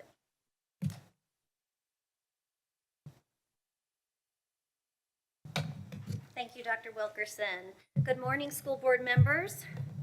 As you are aware, the administration will implement gifted services as the school board directs us. To do that effectively, we're going to engage you in an activity today in which you're going to travel to 3 stations, and we've identified what we've really received the most feedback on this year and diverse opinions, and had a lot of rich discussion with subcommittees, our GCAC, as well as the school board. So we wanted to really dive deeply into these 3 topics, which you see here. Delivery of services will be 1 station, screening identification will be another, and selection for Old Donation School will be another table. And the purpose of these 3 activities is really to allow you to look at a couple of options that we could implement in the next plan.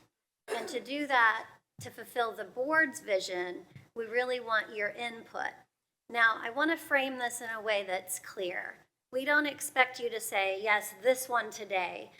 This is a 90-minute session and activity. We know that you're going to want to process. So a lot of this time can also just be asking questions, getting clarification from the gifted administrative team, from me or Dr. Wilkerson, so that you feel like you have a lot of the nuanced information and context. You each have a folder, and within that folder, you're going to see an orange form in there, and you're actually also going to see the entire rough draft. I also want to be very clear. We have a meeting with the subcommittees on July 15th, and they need another opportunity to provide input. They're giving us all of their time, and they've put a lot of effort into really giving us some great opinions and perspectives that have informed the process thus far, and they'll get another opportunity this coming Monday. So this draft that you see in your folder is a very rough draft. This is not at all final. You're going to see portions of it highlighted in green where we really are hoping you're going to give us your thoughts and what you feel would be most effective to implement. Those are areas in which you will discuss today at the tables that you'll see in green.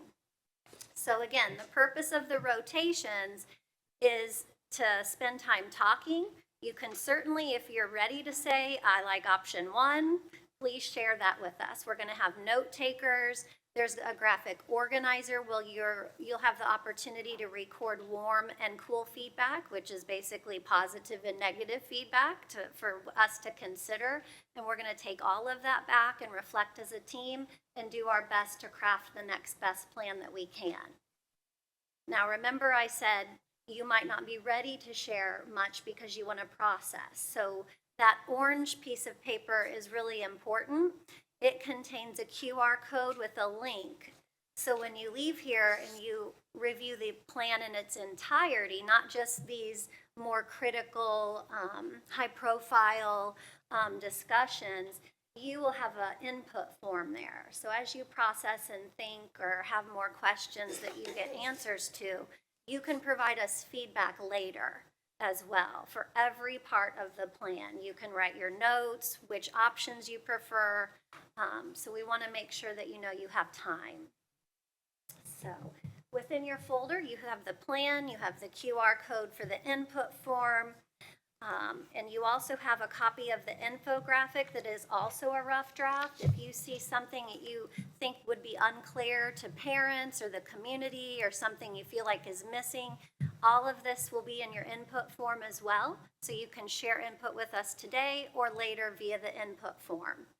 And I will say, if you can share feedback by this Friday, that would allow us to work through the weekend to make some adjustments and share that with the subcommittee meeting Monday. That would be really, really helpful. I understand that some of you may not have time. The input form will be open until July 18th. Okay? So let's go through the process that you're going to do. You're going to travel. The color of your folder will tell you which table to go to first. There's a green table, a blue table, and a pinkish purple table over here. And that's where you will begin. You'll have 30 minutes at each station. When you sit down, there will be a table facilitator who is going to give you an overview of the option at hand. And so you'll get some background information. They're going to explain considerations for both of the options to give you really good information. And then you can ask questions, you can process, you can provide feedback. And then at the end, we're dedicating 5 minutes for quiet reflection. And you have a graphic organizers that I mentioned for positive and negative feedback to leave with us today. I want to just thank you. This has been a journey, and you have been great partners. You really have, and we're really hoping that we are able to fulfill your vision, and this activity, as well as the input form, will help us to do that. So at this time, we're going to go ahead and get started. If you'd like to travel to the color table that matches your folder, we will begin. Can I ask a question? Sorry. Okay. It's on the, I just had a quick question. Yes. I don't know if you have this information for me to take with me. On the handout on slide 7 where it gives the ethnicity breakdown, do you have the numbers specific to ODS to also go with this? We have the gifted population, we have the population of students, but in terms of I know we've discussed it before, but it's just not on here. We can certainly get that. And also within your folders, you have some really, we felt like valuable data that the school board has asked us for that might provide you perspective today as you are making decisions, and obviously you can take that with you. You'll see some great data sheets in your folders as well. And I'll get that for you, Mrs. Owens. And Ms. Colucci, I have one other question. So we have an enrollment but at ODS by school. I would also, I would be interested to know how many applicants per school there were as well.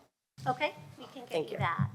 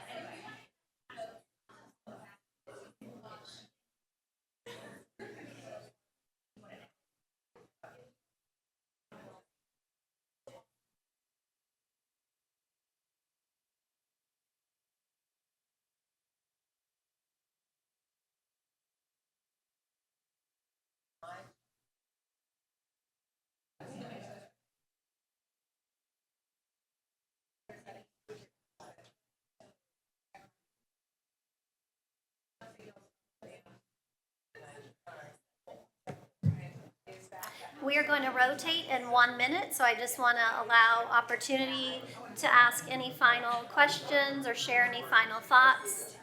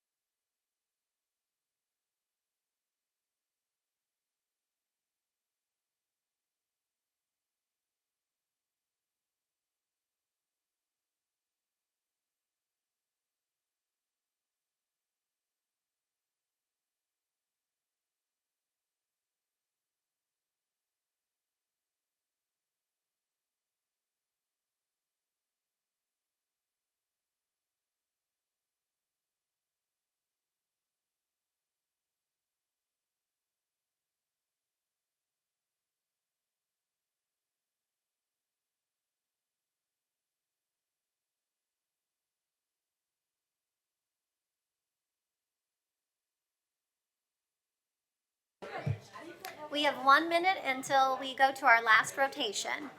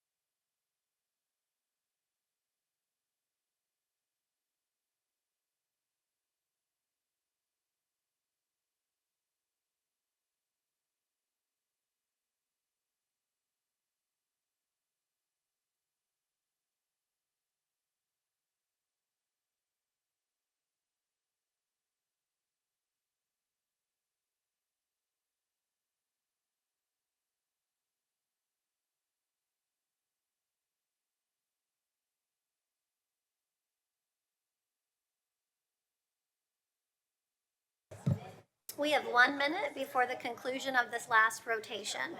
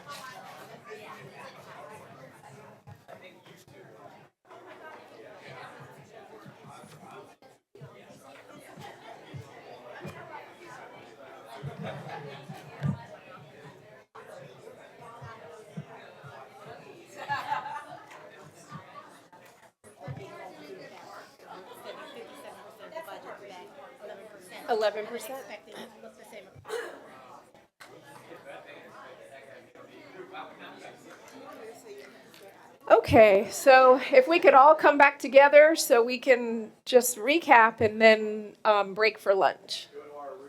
Yes, sir. Or wherever, because you're going to get. Oh, we have one more slide. Okay. Okay, sorry. Go ahead, I Dr. will do the Wilkerson. wrap up. Okay, so thank you for the opportunity to share with you the collective work that we have done thus far in providing us input towards our draft plan. Oops. Displayed here, you see the gifted office's next steps. We will be meeting with the subcommittees on Monday, as we shared, and we'll share the input that you provide today or the input that you provide throughout the week to the Google form. At that meeting, the subcommittee members will also have an opportunity to provide input on our draft of the local plan in its entirety.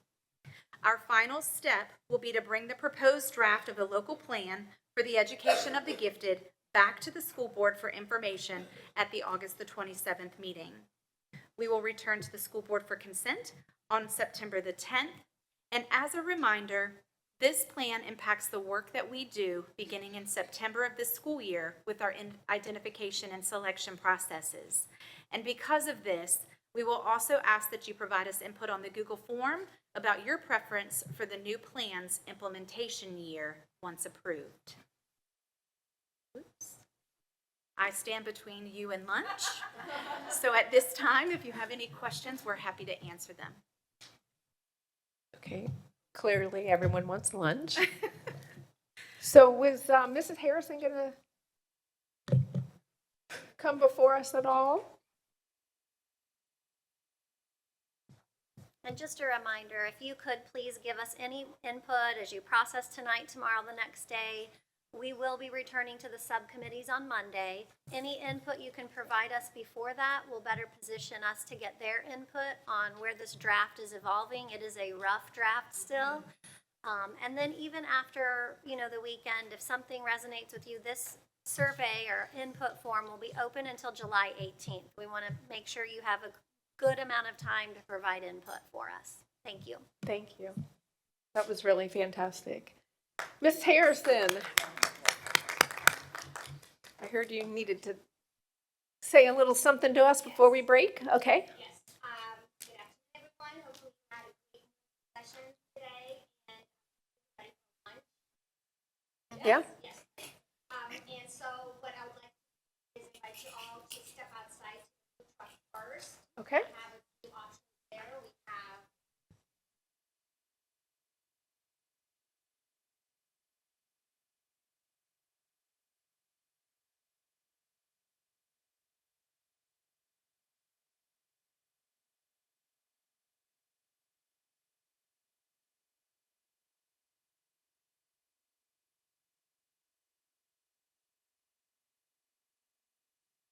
We'll reconvene at 1:30.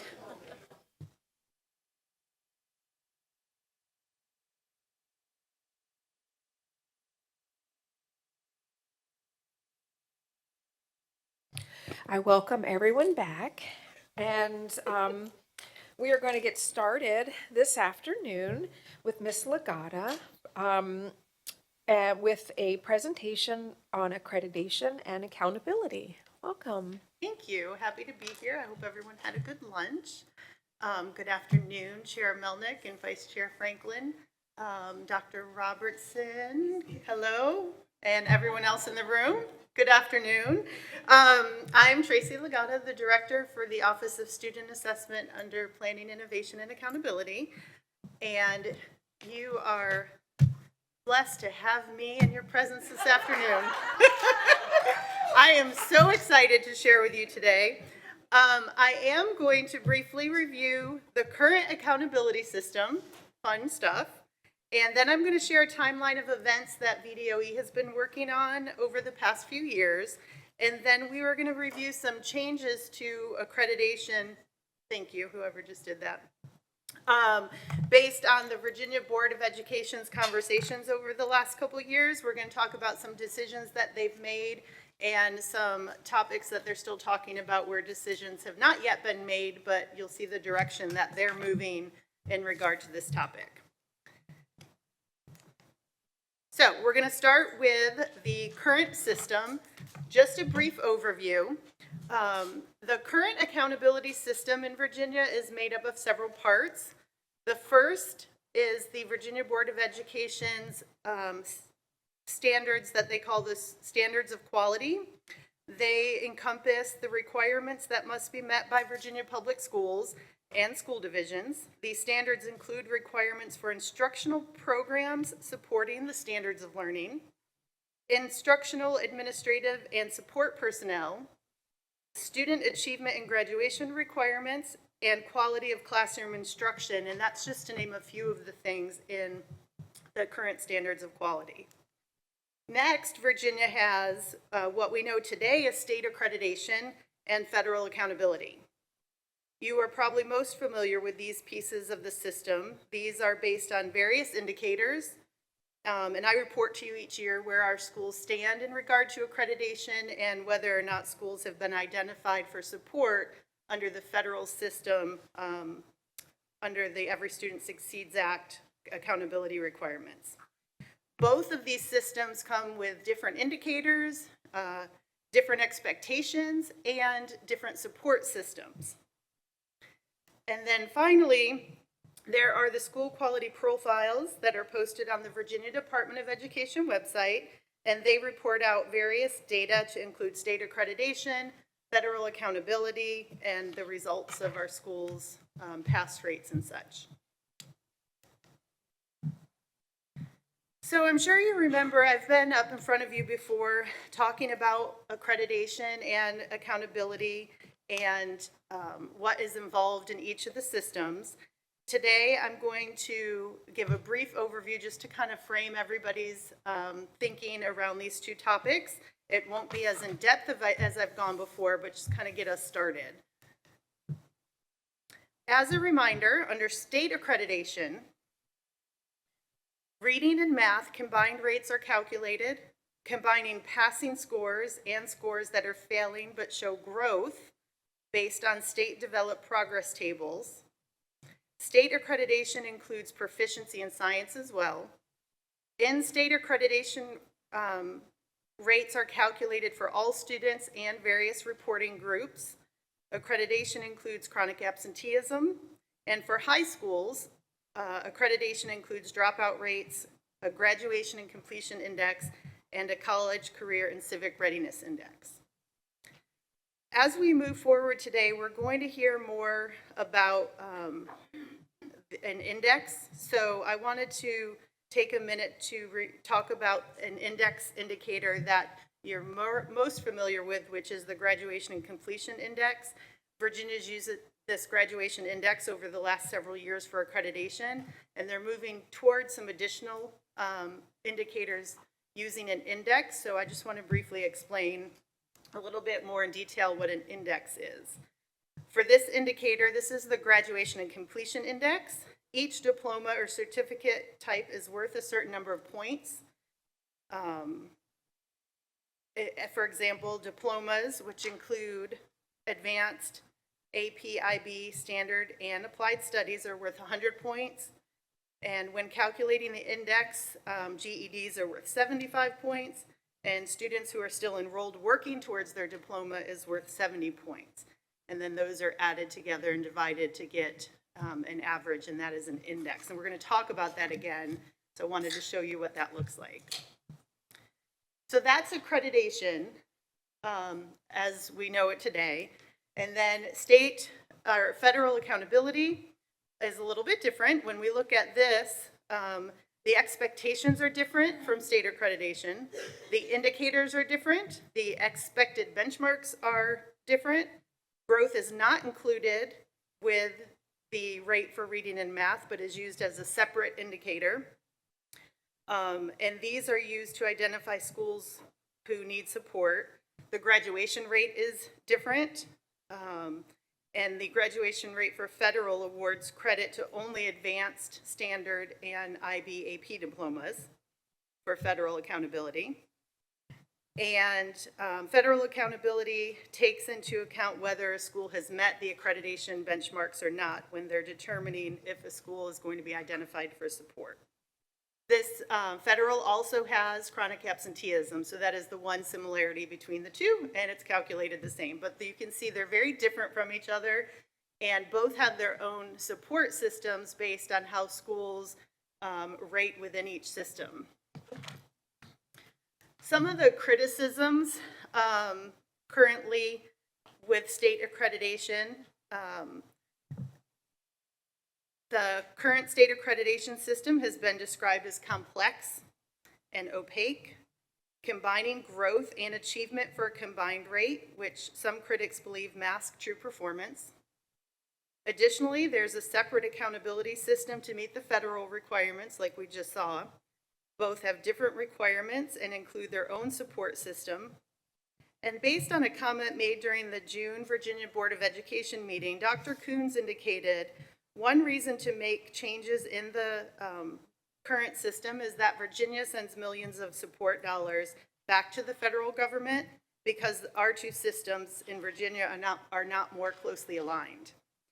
So the federal dollars can only be used for schools identified for support under the federal system, and their efforts have been focused on making the two systems more closely aligned to be able to use some of that money for supporting schools. So to understand a little bit of what's been going on, we're going to go through a brief timeline of the events that have been going on in the Virginia Department of Education as they've been talking about these changes. The Virginia Board has been discussing how to better align the state and federal systems over the past few years. One major impetus for the change occurred in 2022 with the passage of House Bill 938, which required the Board of Education to collaborate with the state superintendent and the Secretary of Education to convene a group of stakeholders to make recommendations to the General Assembly regarding several focus areas, and one of those focus areas was ensuring a strong accreditation system that promotes meaningful accountability from year to year. At working sessions in October and November of that same year, the Virginia Board received several presentations designed to frame the conversation related to accountability and changes to the accreditation system. The following February through August, the Virginia Board had working sessions on the topic, and in September of 23 adopted a new accountability metrics. These metrics included developing a performance index model as the new achievement indicator, adopting chronic absenteeism as part of the readiness indicator, to continue to develop high school and career readiness measures, and to establish a summative rating system based on multiple indicators. And we're going to talk through what all that looks like. In October of last year, the board moved forward in discussing the new school performance and support framework which we'll talk about in depth in just a moment. The first set of 2 listening sessions were held in November through January of '24, and several Virginia Beach staff participated in those listening sessions, both listening to what was going on and providing feedback. And then in March of '24, the Virginia Board decided on a new framework for school performance and support, and in April held their second round of listening sessions, which again, several Virginia Beach staff members participated in, providing feedback at that time. So what are we thinking this new system will look like? We're going to switch our focus to the new system, what it's going to look like based on the decisions that the board has made up through their June meeting, and items that are still under discussion. As I walk you through these changes, I think this is very important to remember, that the decisions the Virginia Board has made, they have been and are in most recent cases that need to be translated into regulations that go out for public comment. So anything we talk about today after public comment, it's possible that they could make changes, but this is what they're talking about so far. I am going to use this visual to talk you through the regulations the board has been discussing. The left picture represents the Virginia Board, on the left represents what the Virginia Board will now call Virginia's accreditation system. It is very different than what we are used to in regards to accreditation. The word is the same, but it's very different, and we're going to talk through what's different. The picture on the right represents the new proposed school performance and support framework. And this is what we have known as state accreditation and federal accountability up through today. So the names are changing and things are looking different. Under the new regulations, the 2 structures, Virginia's accreditation system and Virginia's school performance and support framework, will create defined focus on student outcomes and a separate focus on operational compliance. We're going to dig into both sides of this chart. I'll start with what we know in the future as Virginia's accreditation system. The Virginia Board's goal here was to focus on operational compliance, align to state-level accreditation requirements, and ensure minimum school and division operating requirements are in place. This is what Virginia will call the accreditation system. Accreditation will now be mostly based on the level of operational management of a school. The new accreditation system will be based on schools' operating requirements that will be defined in a revised standards of accreditation, which is out for public comment now. There's one caveat to that. Schools that meet all the requirements in these revised standards of accreditation but fall in the bottom 5% on the school quality indicators we're going to talk about next, they will be identified as conditionally accredited, and we're going to discuss what that is going to look like.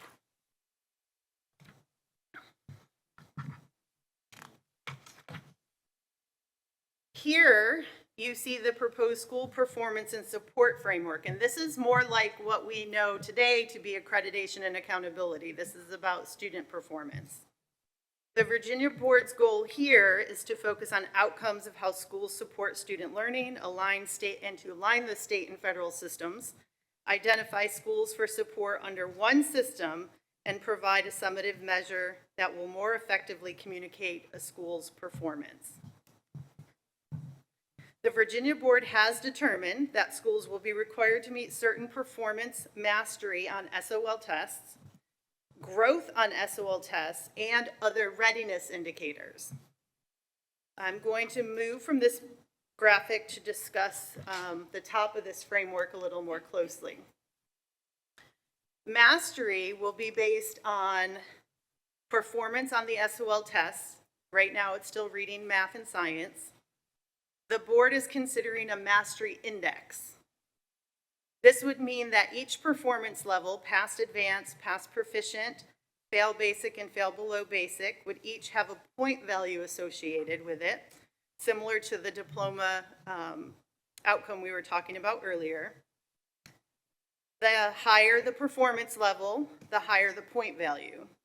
The calculation is different from a straight proficiency rate that only recognizes students who pass the test.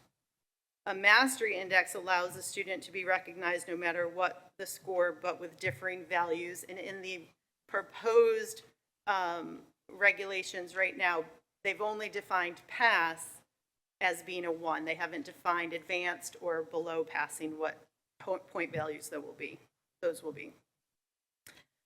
The new framework will separate student achievement from student growth. The Virginia Board has not determined how growth will be calculated, but right now, growth and performance are combined.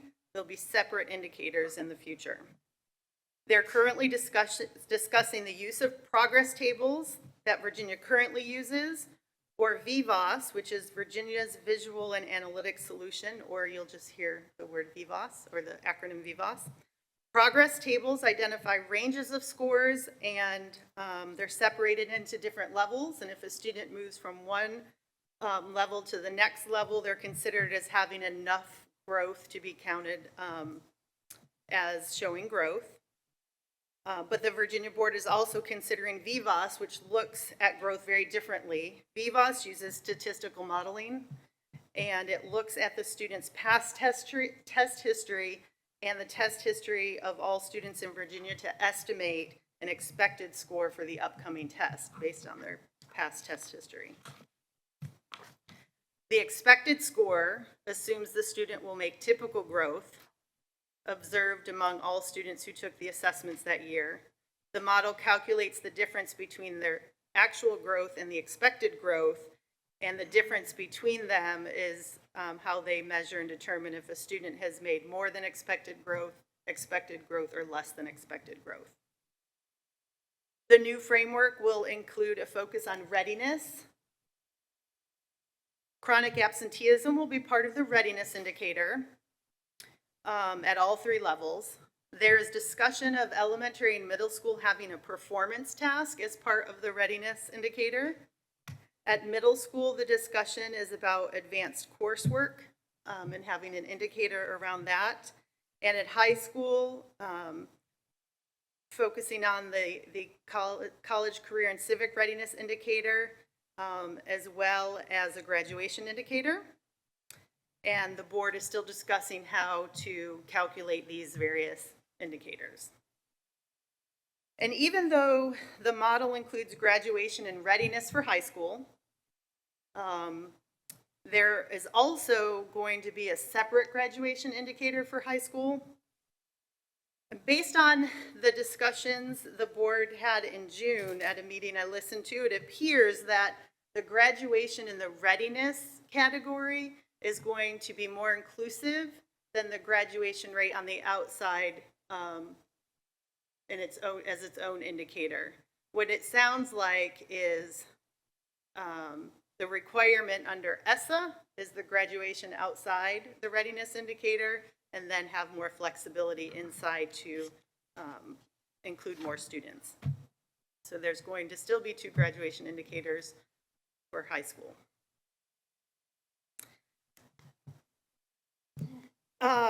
The school performance and support framework will use a weighted index to identify schools as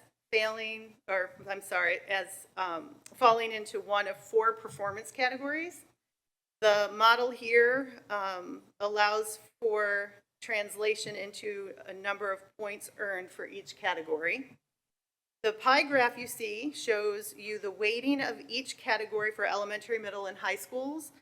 And the same weighting is below in the chart format, just so you can maybe read it a little bit better. For example, the elementary school, at elementary, they have, the board has determined that mastery will be worth 65%. Middle school is worth 60%, and mastery in high school is worth 50%. So each group of indicators is going to count differently at each level. And you can see the differences in readiness and graduation up here.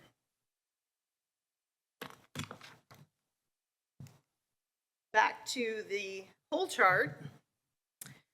The Virginia Board has determined it will use a 4-category summative rating for each school's performance and support framework. The Virginia Board determined at their June meeting that the language would be distinguished, on track, off track, and needs intensive support. I learned during the discussion at the June board meeting that the Virginia Board may not only provide a summative rating for the whole school or the whole pie, but may also include a rating for each of the pieces of that pie as well. The framework will look at school summative ratings based on the indicators we discussed and the school's federal designation under the ESSA plan, and which should be based on similar indicators. They have not submitted the ESSA plan yet, but the expectation is the indicators would be similar. And that would determine whether a school is identified for support. So both systems in one framework with one set of supports provided to the schools that qualify.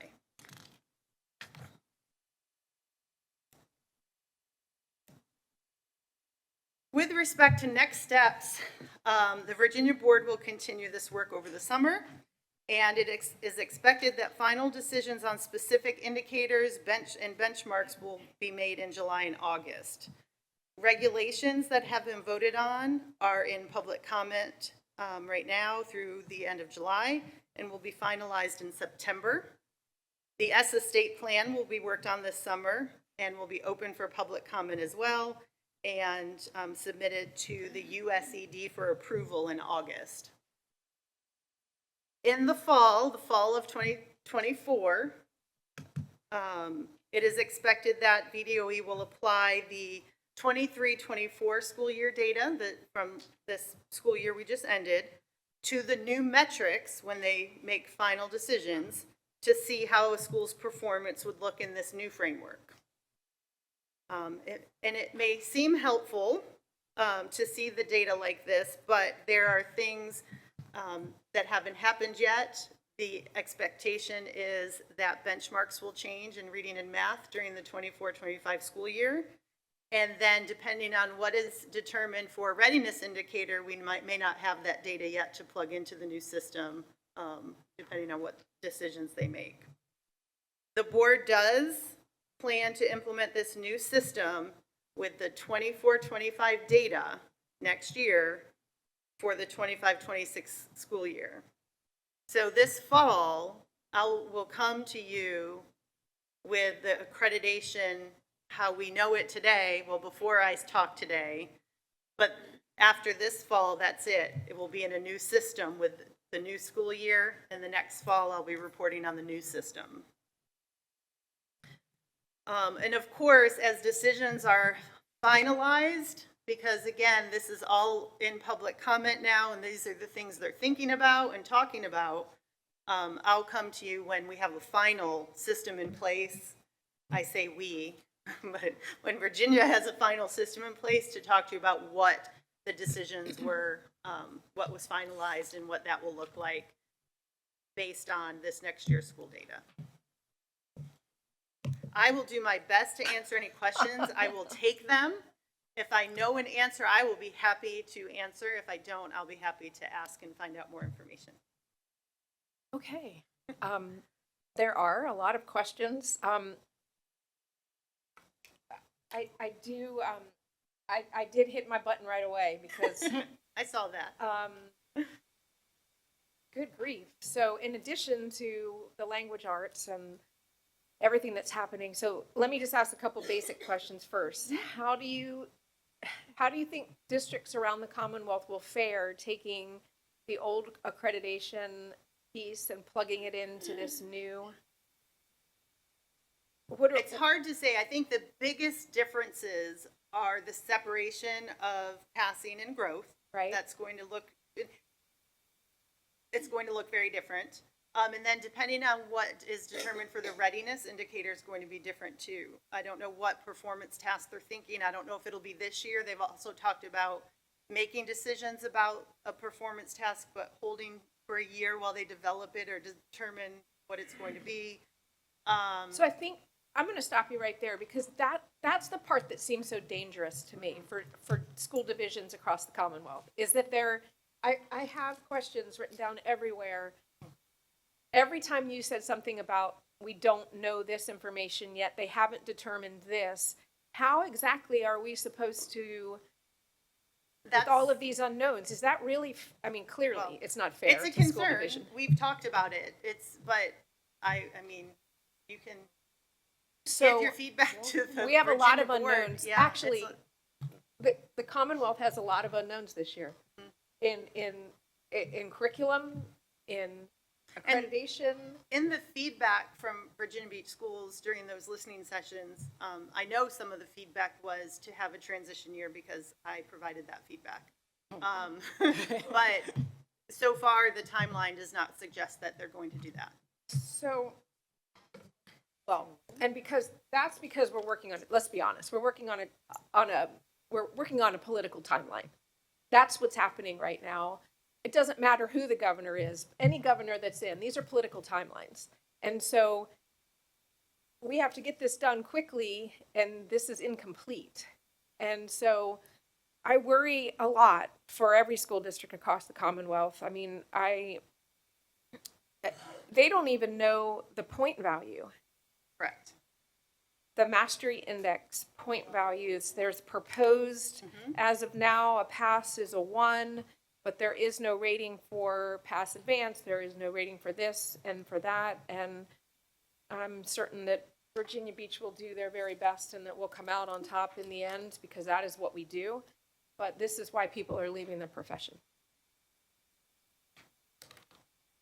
What's your names for there? Ms. Franklin, then Ms. Owens. Okay. I think you alluded to the fact that you're not sure of the answer to this question, but will there be a buffer period at all of right now?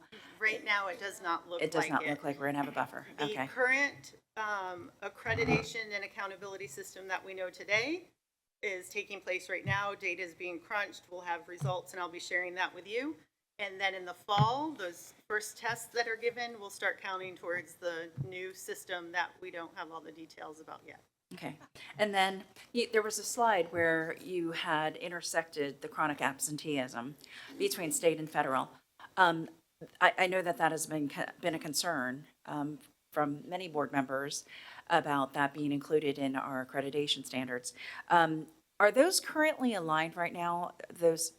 Yes, in both systems currently, chronic absenteeism is part of both of them, and it's calculated the same. It is calculated. Okay. Part of the feedback that was provided by Virginia Beach at the listening sessions was also around chronic absenteeism and why it should not be part of the system.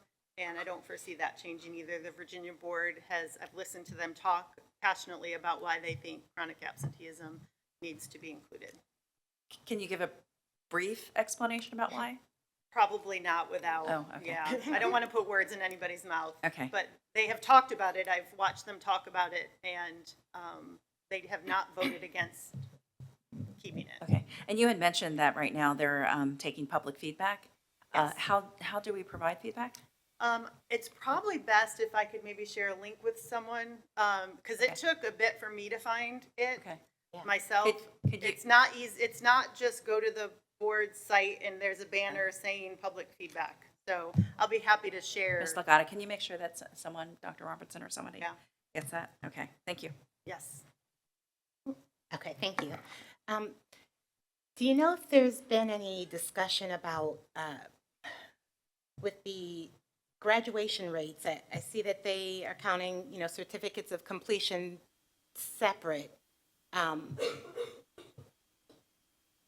Particularly for Hampton Roads, we have a large population of special education students. I think it is partially influenced from the military, having our exceptional family member program. Norfolk is the number one base for that, and those families tend to come to our district because of the services we have. Like, we have the Princess Anne program, so we have just a lot of services. But if those students' completion is not going to be counted towards accreditation. Has there been any discussion about waivers or how they're going to look at that, particularly given our composition here? Me talking personally, I don't think Virginia Beach is going to be different than any other division because of that. If there are waivers and we need to complete and ask for certain things as the years go on and the process evolves and once we know how things are calculated, we can certainly look at that. But currently, there's two graduation systems, and the Virginia calculation includes special education students, but the federal calculation does not because they don't permit it under the USED has not approved us using those special education applied studies diploma. So that's another reason why I think there's two graduations, that I think the one inside readiness is going to include what we currently provide to our special education students. But I think the one outside, because they're trying to align the two and the federal government doesn't permit it, that it's not going to be, those diplomas are not going to be included in the graduation indicator on the outside. So I do think they're going to count some. And then, each of those pieces counts towards the whole summative rating. So I don't know how it will play out, but that's why I think there's two. Because people feel like students should be included, but the federal government doesn't allow certain things to be included. And will the accreditation be for a district or per school? Per school. Now, I do want to say, we'll have to get used to it, as we talk about students and these indicators, that's actually not going to be accreditation anymore. It's going to be,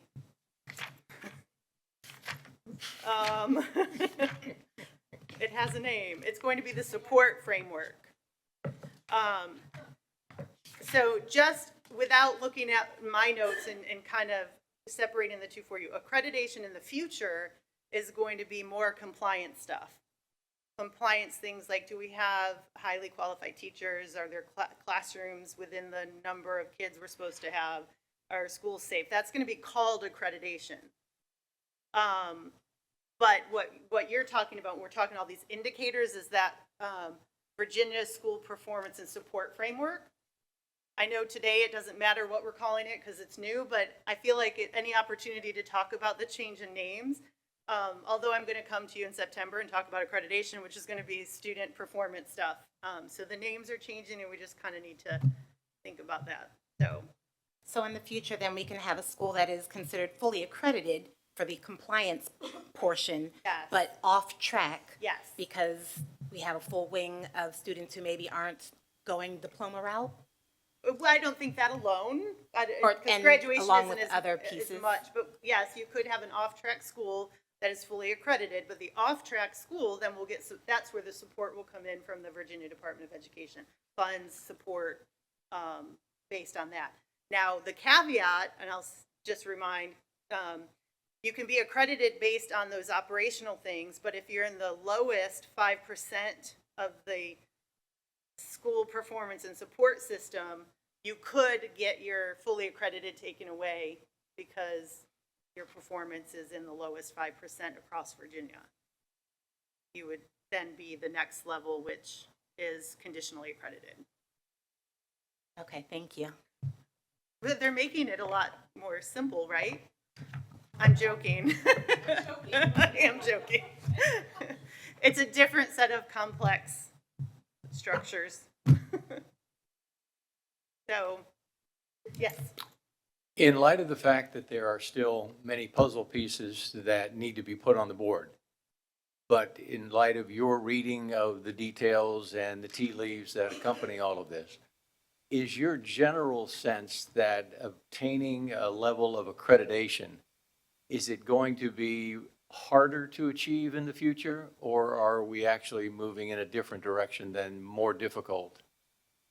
If you're talking about the new accreditation where it's compliance, I think a lot of schools will be accredited. I'm assuming our schools are compliant with our standards of quality and I get that sense and I'm seeing nods. So I think we're going to have a lot of schools accredited. But the schools who are identified for support, it might be more, it might be less, it might be about the same. It's hard to tell until they plug all those numbers into the indicators.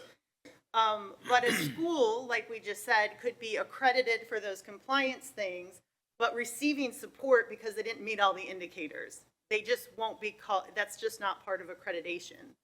So you'll have, I envision the school quality profile might say accredited, but off track.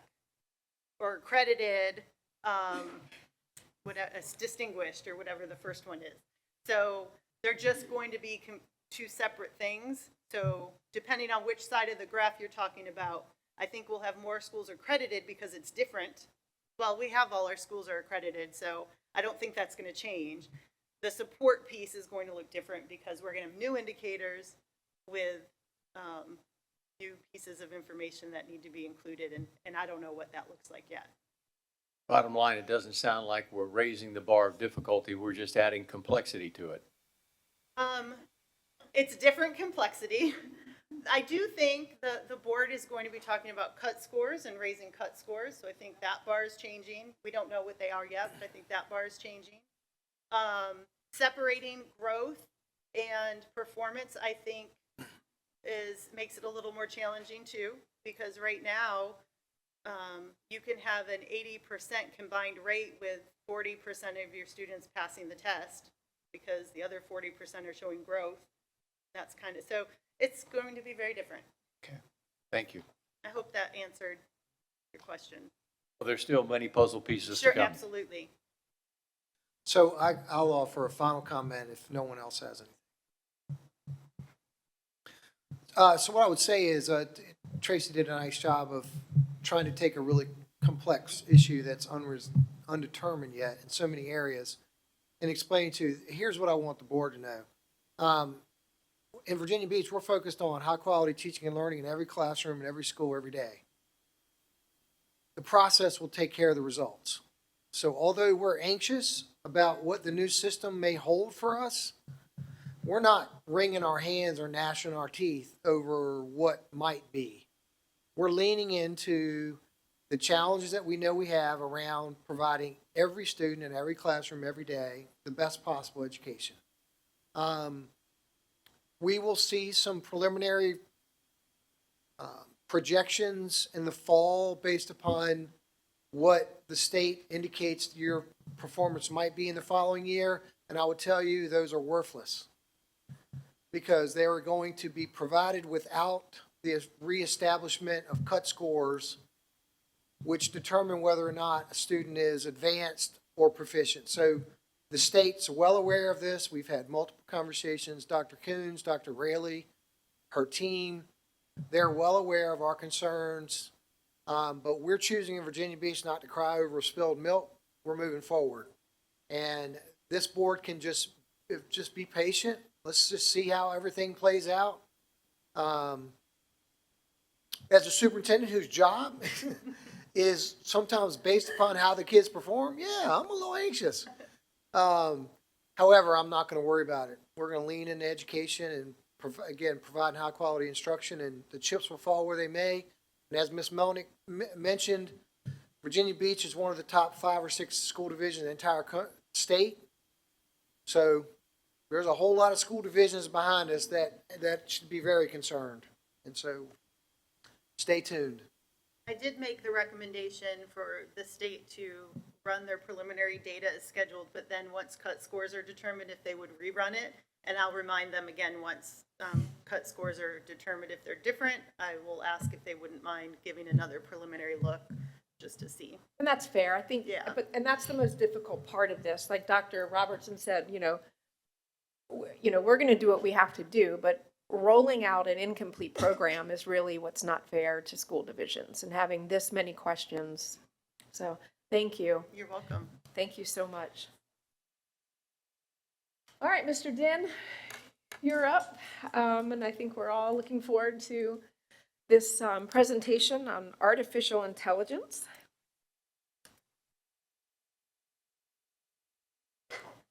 Oh, and Dr. Shoebridge. And Dr. Shoebridge, absolutely. Let me just say, it's always hard to go after the food services presentation. And they do agree. and Miss Lagata, definitely, and Miss Lagata. All right. Good afternoon, everyone. So today, Dr. Schubert and I are going to be providing an update on the division's efforts to prepare staff and students to integrate artificial intelligence into our instructional and administrative environments. As a reminder, we introduced this board to AI last July, so in step with Mr. Delaney's analogy, this is season 2 of our AI experience. In that briefing, we highlighted AI's capabilities and what various industry leaders thought of it and where it might take us. So today, Dr. Schubert and I are going to take the opportunity to review the latest research on AI, share our progress on phase 1. So that is the exploration and experimentation of AI by our teachers and staff. Dr. Schubert will explore the instructional implications as we consider using AI in the classroom. And finally, we'll introduce phase 2, the integration of AI into instruction and back office processes. But before we continue, let's do a quick recap from last year's presentation to define AI. AI is a collection of technologies, software, and data that make it appear that a computing device is intelligent. It appears to give a machine the ability to perform the cognitive functions we associate with human minds, such as perceiving, reasoning, and learning. We're keeping this definition broad on purpose because AI is considered to be a general use technology. Now, that means that AI can take many forms, from cell phones to robots to websites, and it can interact in a variety of ways as well. To create the space for appropriate exploration and experimentation and to address our concerns, we established guiding principles. We made modifications to existing policies and created staff and teacher resources for AI training and exploration. This phase 1 introduced artificial intelligence to VBCPS staff and teachers. It provided time for AI developers to improve their technology to better address some of the security concerns that we had and to improve bias control. And most important, this past year has given us all time to understand what a future with AI technology might look like.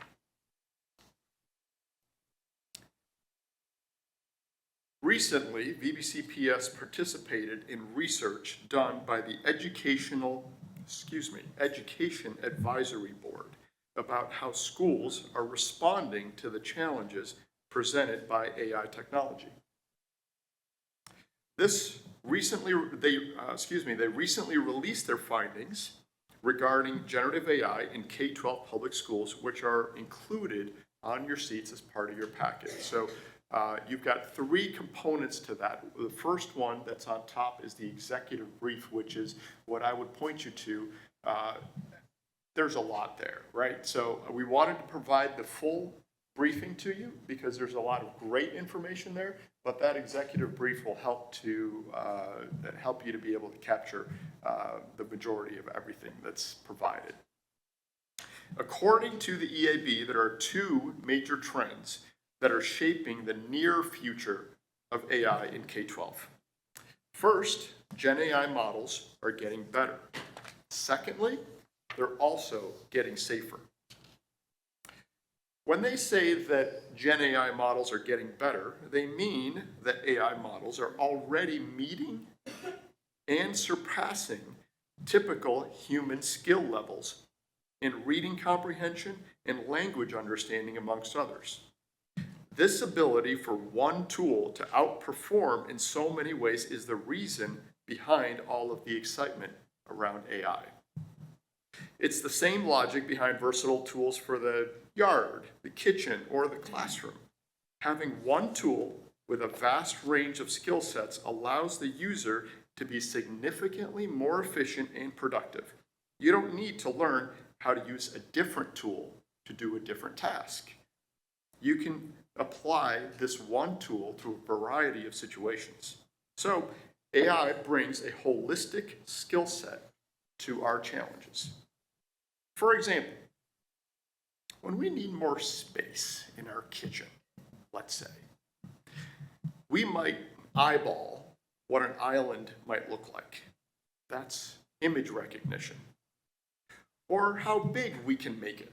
That's grade school math. We need to understand, we need to have an understanding of themes and context. That's common sense completion. And of course, I need the tool to understand what I'm trying to ask it. That's language understanding and reading comprehension. So we're going to do a quick demo to see how AI can bring all of these skills together to help me solve a real-world problem. All right. I'm going to switch over to here. Thank you. I appreciate that. So what I have here, yep, you can see that, is ChatGPT. And so what I told it is that I have a 15 by 15 space for a kitchen, and I'd like some ideas for renovation. Can you give me some ideas for arranging everything in the kitchen so I can maximize my cooking surfaces? Can you show me what that might look like in a picture? And so ChatGPT came back with a very nice kitchen.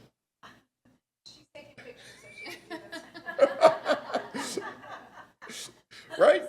So, and then it said, so here's an idea. It laid out some additional information for me about what it can go ahead and do. Now, that sounds great. And I said, all right, so this looks good, but I live at the beach, right? So I want you to think about image recognition, reading comprehension, all those things that it did in order to give me that picture. But now I'm giving it some different context from what I gave it before. So I'm saying, I live at the beach. So can you give me 2 pictures with a beach-themed kitchen? And it'll go ahead and adjust what it gave me before to something that is more beach-themed. Right? So there's not one, but there's a couple of pictures. So very real, everyday type of application. It's got a variety of different skills that it's able to bring to the challenge that we have. And this is what's available to students today in our classrooms.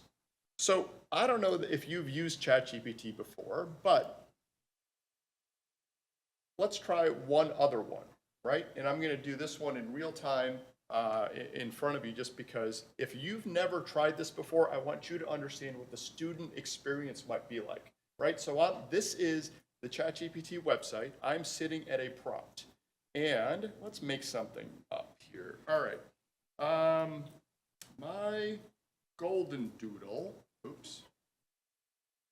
is scared around the 4th of July because of fireworks.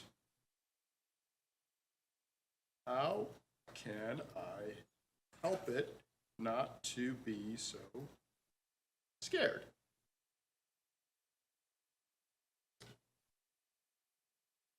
Help it. There we go. Oh, to not, I missed that.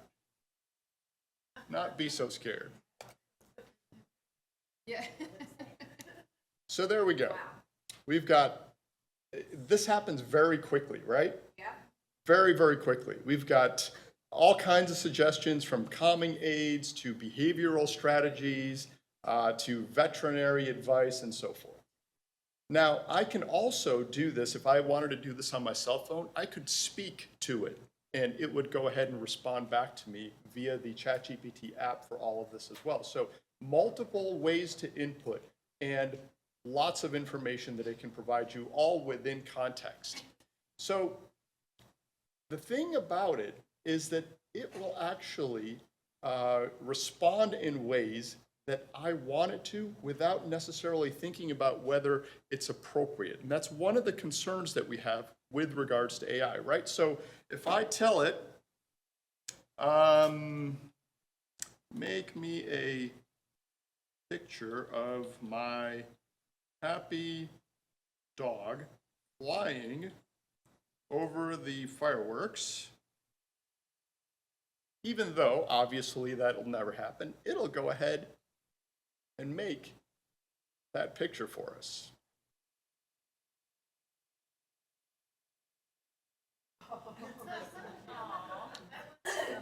Right? So, very, very easy to use, responds very quickly. This is the tool that our students have access to and are able to use today.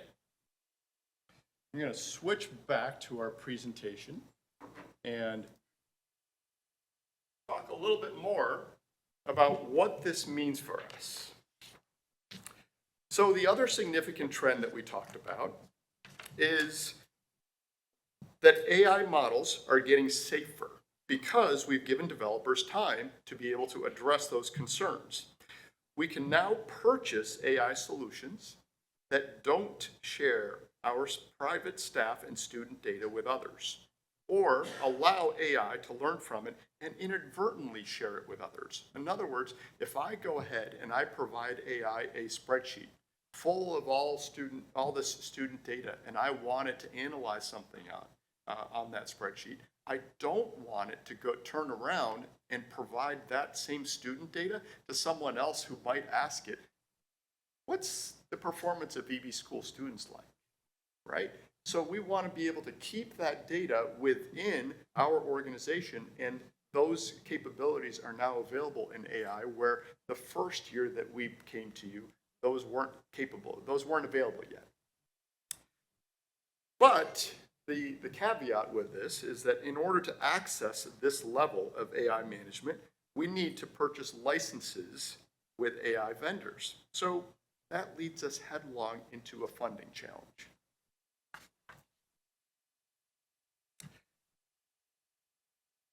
Continuing on with some of the things that are in your EAB report, employers see the potential in having a highly capable, versatile tool like AI assisting their staff. In fact, 75% of companies plan to adopt AI-adapted technologies over the next 5 years. And they're looking for talent who know how to use these AI tools.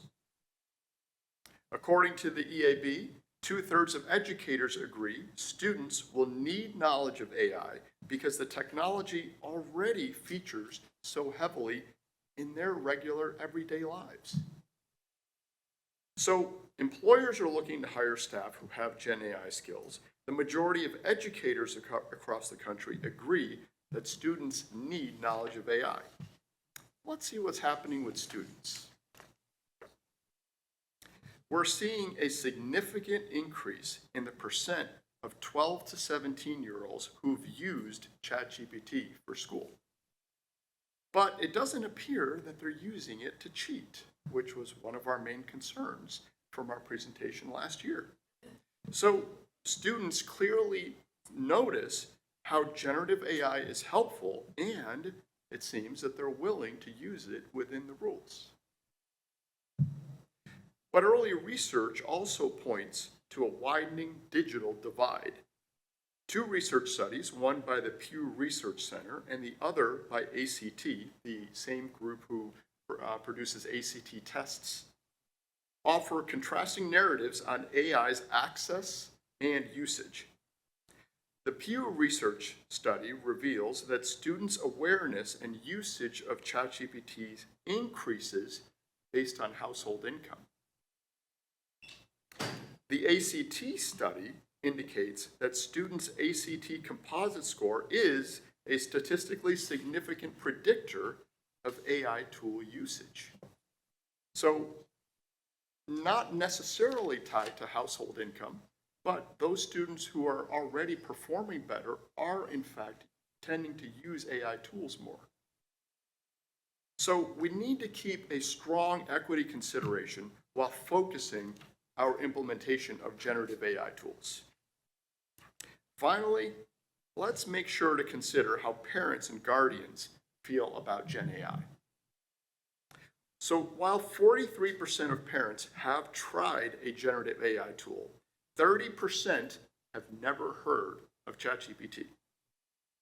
In fact, the majority of parents have heard very little about ways AI tools could be used in the classroom.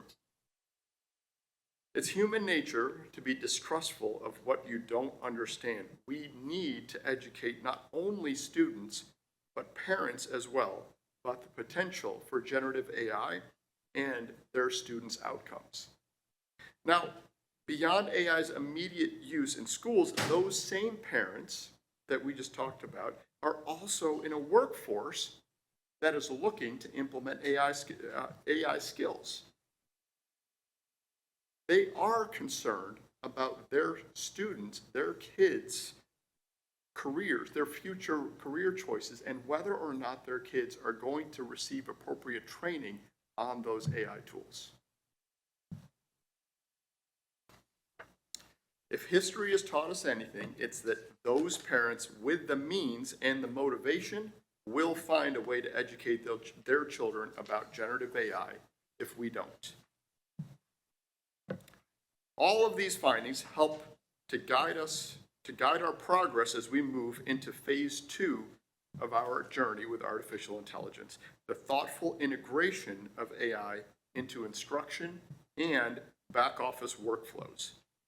So in a minute, Dr. Shoebridge will provide further details about our plans to integrate AI into the instructional setting.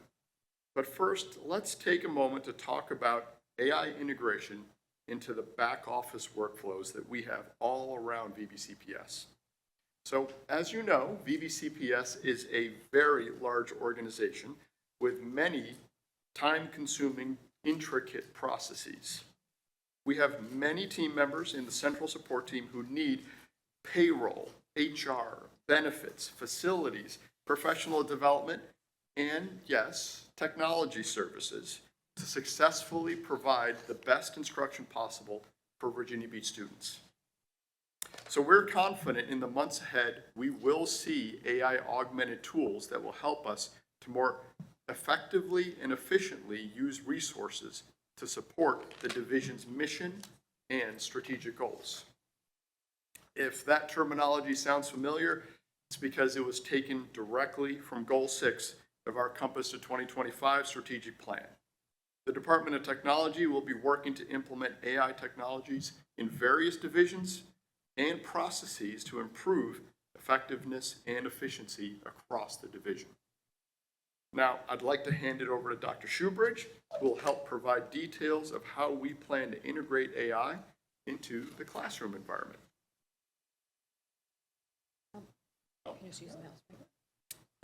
All right, thank you. I'm going to stay here because I'm going to go back and forth into different examples for you. So thank you, David, and good afternoon. I am excited to be with you again this year to share how we have been going slowly to grow capacity within our teachers. As I shared last year, we're starting with our teachers, and all of our efforts in this last year were about encouraging teachers to explore and experiment with AI features. I wanted to share this quote I read recently. Speaking to ABC News, U.S. Surgeon General Vivek Murthy said, "We are living in the middle of a youth mental health crisis, and I have said publicly that this is a defining public health challenge of our time. I firmly believe that, and social media has emerged as an important contributor to that youth mental health crisis. So making social media safer for our kids, warning kids and parents about the harms associated with social media is urgent." And I share that with you because in addition to that, in our Virginia Beach Strategic Plan focus group findings, technology and mental health were cited as two of the biggest concerns for the participants. And I share those two pieces with you because it is important to note that as we move into expanding the use of AI, we are adding another portion of a social media application. AI is being added to applications we purchase at record levels. We often find out after the fact that an AI tool has been added to something we currently use. CK12, which is a heavily used product in middle school, added a new AI feature that was helping students with answers.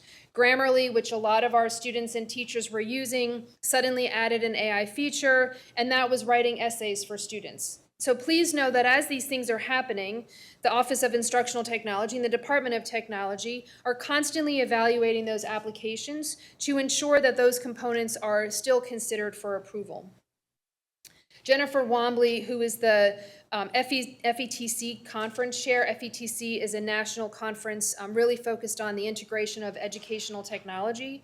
She identified 5 key considerations from alignment and critical thinking to student empowerment and security when evaluating products. EAB, as David shared, we participated in their research. EAB identified general criteria to consider, including transparency, accuracy and representation, privacy and security, purpose and fit, and age appropriateness. And I think it's important to share that many AI tools that are designed for education are created by individuals without educational backgrounds. It's a scary thought for me, is that somebody who is designing this doesn't work in the education field. And as David shared, there is going to be a cost, and whether that cost is monetary, we have to fund in order to protect student data privacy, or if we're not going to pay for the licenses, the cost could be student staff privacy, because it's one or the other. We can protect ourselves and our information from being shared, or if we're using the free versions of things, our information is free game. And so that's a major consideration for us as we're exploring and examining opportunities for AI integration. So building division capacity has been a focus this year. We have worked very hard to continue to develop the understanding of AI through departments. As shared previously in previous years, the Office of Instructional Technology staff members have participated in a program called Next Level Skills that focuses on AI. And this past year, the entire instructional technology team participated and really looking at what are the nuances within this last year of how AI has grown and developed.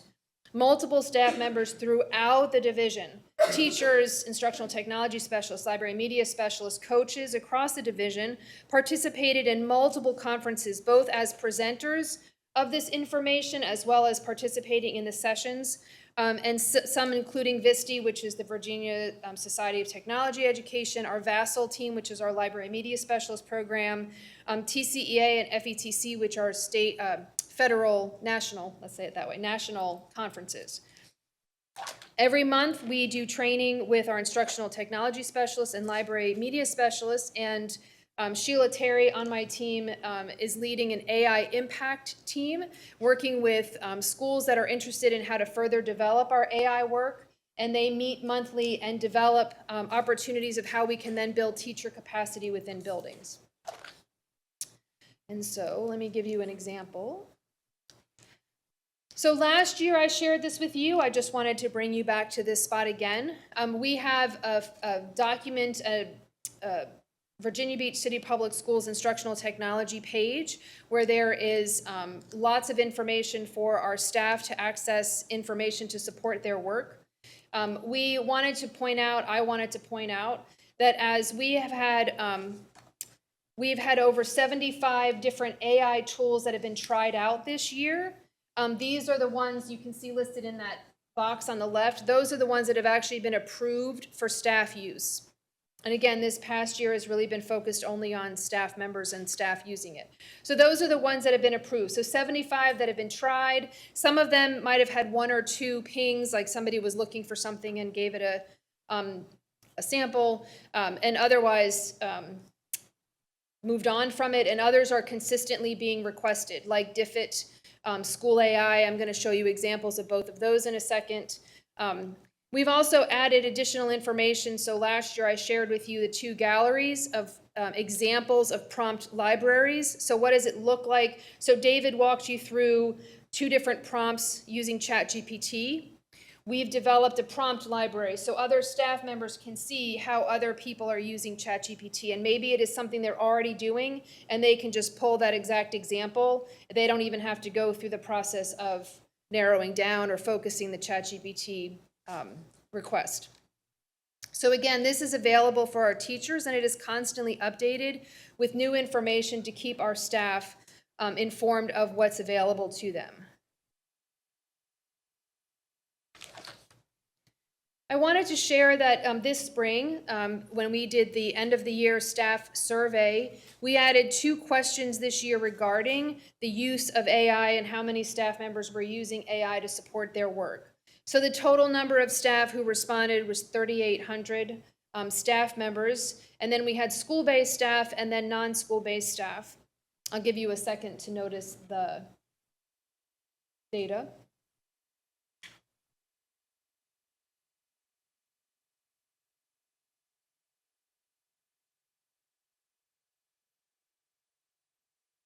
One of the questions from my team, one of our conversations about this was, what are groups of staff that aren't taking advantage of the opportunity with AI, and what are ways that we might be able to support them? So clerical staff in the schools, for example, only 3% had tried or used AI.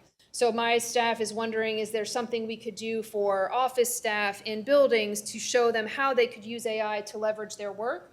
Maybe they just haven't had the opportunity or the training. So might there be something we can put together that would be available for office associates to help them leverage AI in their work? And there might not be things in an elementary school where they can leverage, but in a high school maybe there is. And maybe it's also understanding the work needs of those of that group population of folks. The other piece is looking at teachers. We only really had about 40% of our teachers that were utilizing AI. So how might we continue to develop opportunities for our staff to learn how to use and leverage AI for their work? For those who said yes, the next question was about the extent to which using generative AI was helpful. And as you can see, overwhelmingly, it was very positive, the feedback. And just as a reference, the overall helpful was a combination of percentages of staff who said it was a great help or somewhat of a help. And again, clearly our clerical staff is not having that same experience as our administrators or our office or as our teachers. And so how might we consider ways that we can continue to develop opportunities for staff to experiment or explore AI features? So as I shared, there were 75 resources that were explored this year. Of those, 10 were actually evaluated and approved for adult use.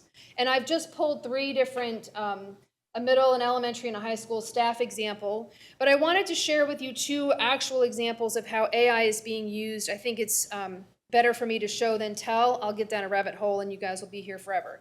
So the instructional technology specialists, we do something called demo slams. So every meeting, we have either 3-minute thrillers or demo slams. And those are an opportunity for ITSs to share the work that they're doing in their buildings with their teachers. And we focused one of our demo slams on AI and how are you and your teachers using AI in your building. So I want to share with you 2 different examples. One product is called Diffit and the other is School AI.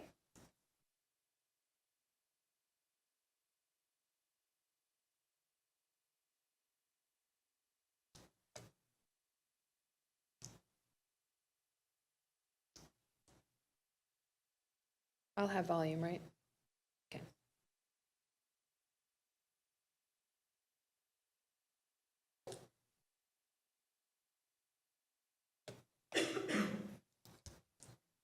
Come with me and you'll see a world of differentiation using Diffit AI to create and use different articles that will help with content integration. So first, what we're going to do is you will log into Diffit with your personal Gmail account at the moment. I'm sure that will switch eventually. And you'll see the screen right here where it says literally anything, an article or a video, or any text or excerpt. So what we're going to do is I'm going to show you 2 different ways that you could do it with 5th grade and 2nd grade. And I am going to start with 5th grade.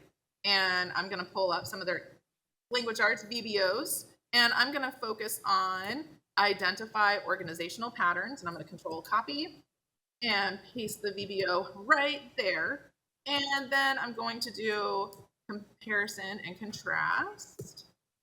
Same thing. I'm going to copy and paste that right there. Then I want to throw in some science standards. So I'm going to pull up sound and light.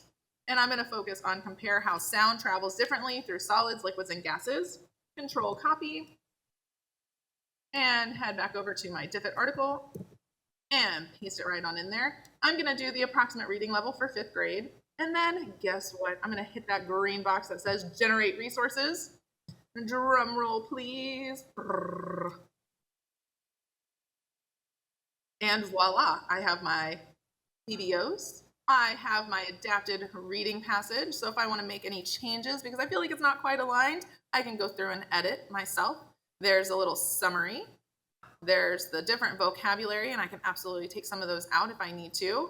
What type of material does sound travel fastest through? Here are some of my comprehension questions. Some short answers, some open-ended prompts to add some of that rigor in there.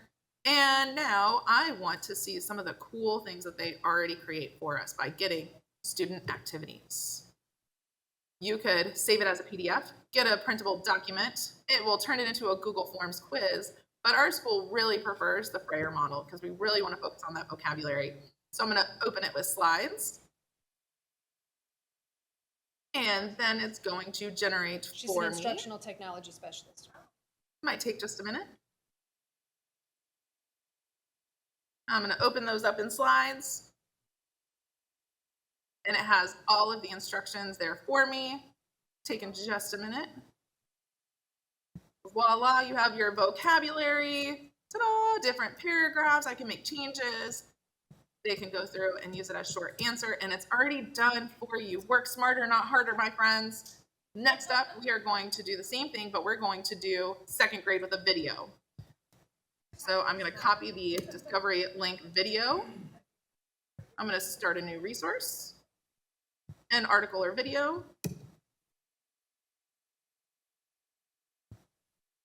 Do 2nd grade, generate.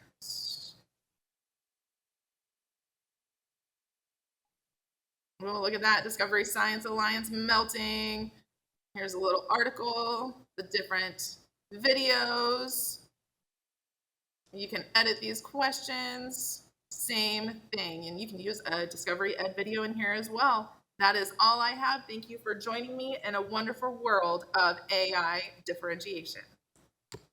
So that's just one example. DFID had become a much more popular tool towards the second half of the school year. But I also wanted to share with you School AI, which was very popular. A lot of teachers quickly jumped onto School AI, and there are some really cool features. Hey V-Bits, this is Brittany Ferguson from Red Mill Elementary School, and I'm here to tell you why School AI is the best, hands down, AI platform to use right now with your students and teachers.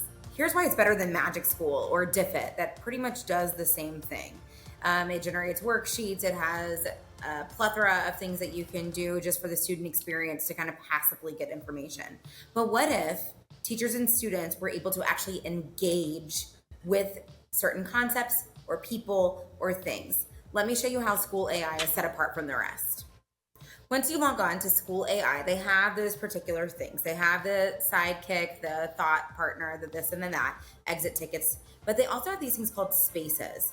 And in spaces, you can discover and chat with certain concepts, historical figures, books, ideas, anything you can think of. And the cool thing is it always leaves off with another question, fostering inquiry and deeper thinking. Let me show you how it works. If you're really trying to use this in a PLC or with teachers, they already have things created for you.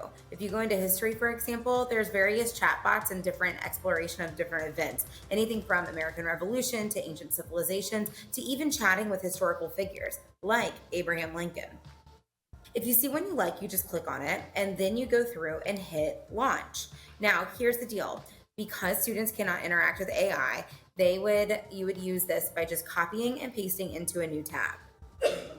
From here, you can chat with Abraham Lincoln, start off with a jump off point, and it even starts off with a question. What's even awesome is for students with disabilities, students that have a language barrier, anything, even engagement, you can hit the speak button. Good day.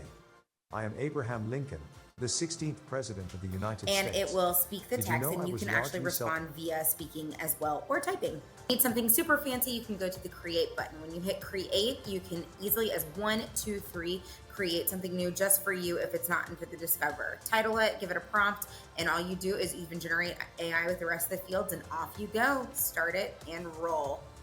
All right, guys, I said it once and I'll say it again. School AI is the top AI platform to use right now.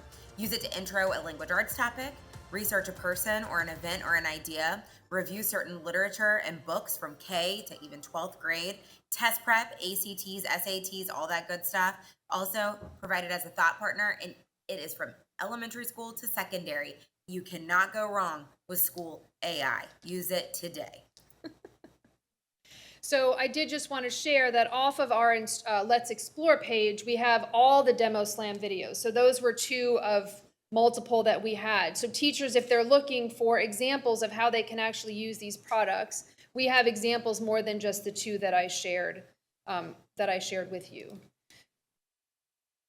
So I did want to share that one of our focus this year was really about that prompt library and what does it mean to develop that prompt, right? What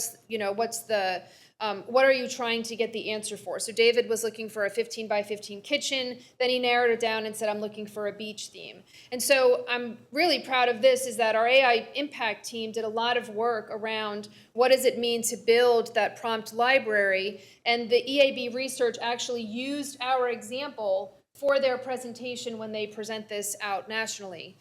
Because it is, the things that we're looking for, like really looking at what's the age group, what is the content you're looking at, what is the problem you're trying to address. So I'm just really proud of our work is being recognized as, leading some of this in the country. One of the things that we worked on this year with staff was really around ethical considerations and being thoughtful about ethical considerations. And I shared with you last year that one of the things that came up a lot in the beginning of this was the checkers, the ChatGPT checkers, those that can identify whether or not an AI tool was used for a student paper or student work, okay? And what I shared last year, and I'll share it again, those are inconsistent and often create more of a damaged relationship between the teacher and student than if you just had a conversation with the student, okay? This past year in the fall, in one of our digital campus classes, an English class, the teacher reached out to one of my team members and said, I think the student used an AI tool to write their paper. What is the evidence that you have? Well, the first 2 papers looked like this, and the third paper looked like this. Okay, so what's the conversation? So Patty on my team really talked with the teacher through how do you have the conversation with the student. I noticed your first 2 papers seem much more authentic to your style of writing. This third paper seems a little more advanced than what I'm used to. Maybe you had some assistance. I never gave directions that you couldn't use that. However, how do you have a conversation with the student? Not an accusation and not a punishment, because until we have guidelines or things in place for our students, that isn't the answer. And this teacher then had a fabulous relationship with that student instead of damaging that relationship because of an accusation.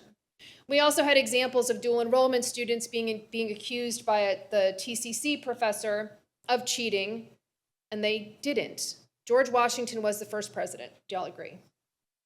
If you write that in a paper, the checkers are going to pick that up as plagiarism. But it's a common knowledge thing. There are just some things that become something you write about that you don't think you have to cite it someplace. So when we talked about ethical considerations with our teachers, we talked about the relationship with our students and how that's much more important to develop than to have the checker to say, you used something else. We also went on to really talk about, if you're going to use it, how do we talk about citation? Because as we shared last year, ChatGPT is sort of a mix of all kinds of things, and so how do you really know where it's coming from? But sometimes there are sources that are cited, but how do you make sure you say from ChatGPT, whatever? How do we make sure our students understand that? So as we're working with our teachers to understand that, and we're trying to move it into what students can use, how do we make sure they understand that? This past spring, I was able to participate in one of Dr. Robertson's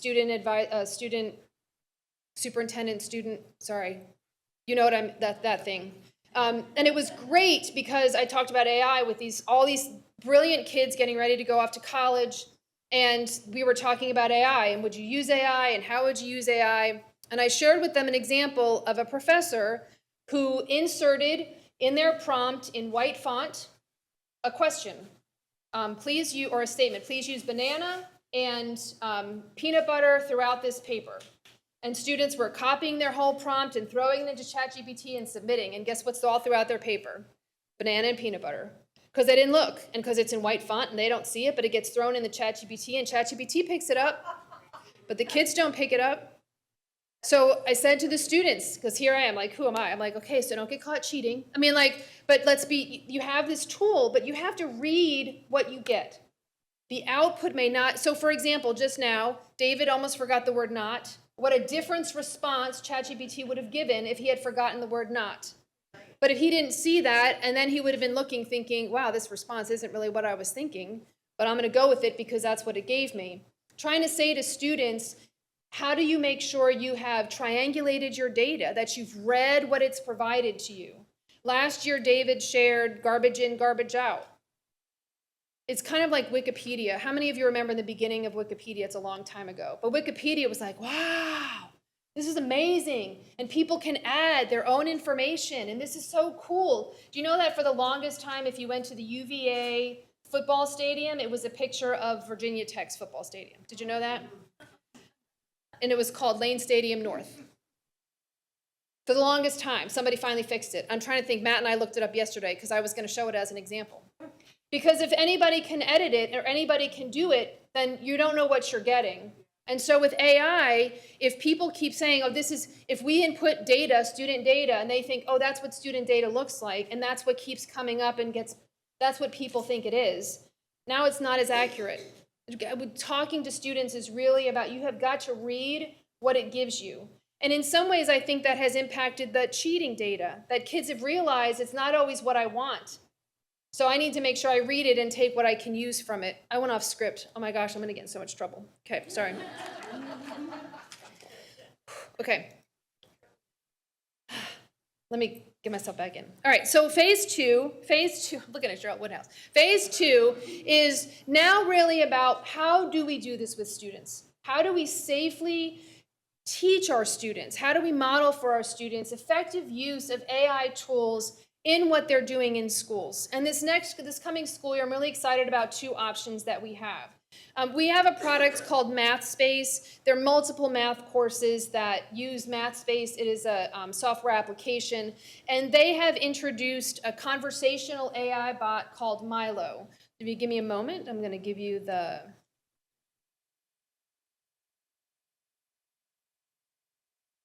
our Milo example. Nope. I know I can't reach you because you're really over here.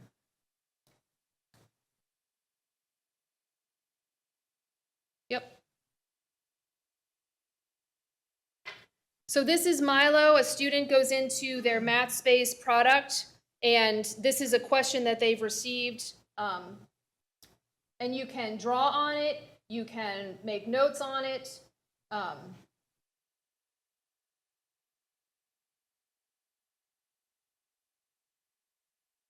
Right, so I'm trying to figure out if an 8-liter mixed fruit contains has 37% oranges, I'm looking for X, right?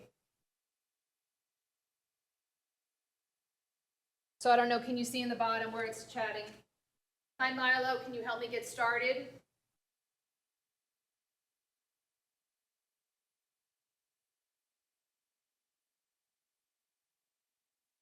So there's a little more of an explanation. So now it's more than just the math problem. Now there's some like comprehension involved. Do I really understand what it's even asking me to do?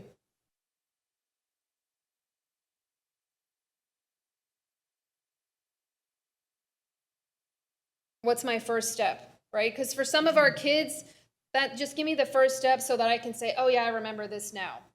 It's not going to give the answer, but again, it's going to chat with the student, prompting thinking, prompting your, what did you learn and your thought process around that.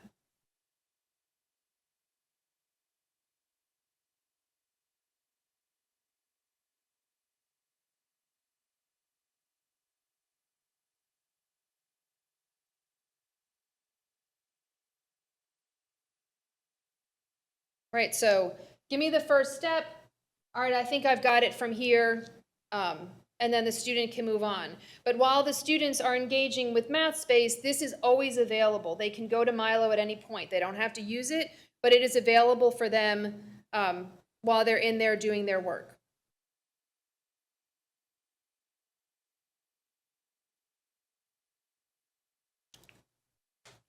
The other one that I'm really excited about is Khanmigo. So how many of you are familiar with Khan Academy, Sal Khan and Khan Academy videos? So Khan Academy, Sal Khan and his team have developed an additional conversational AI product called Khanmigo.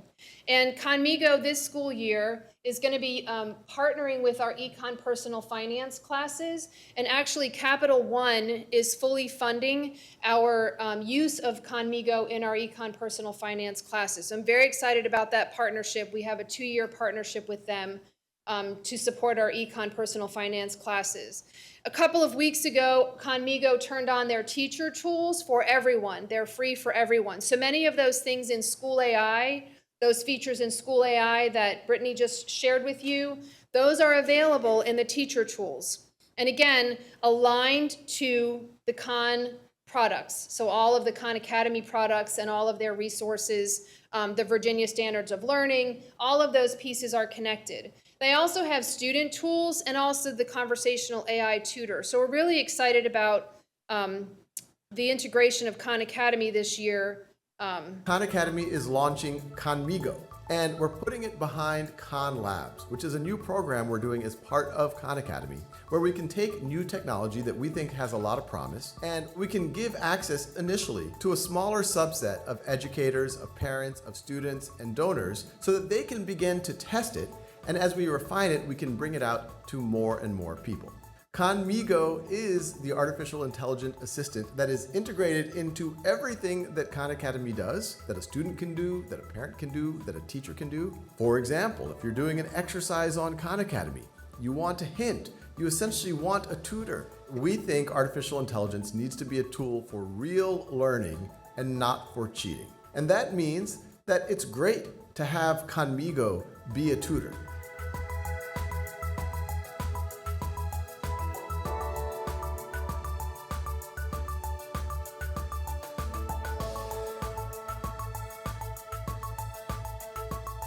We think this tutoring use case is especially powerful as we come out of the pandemic.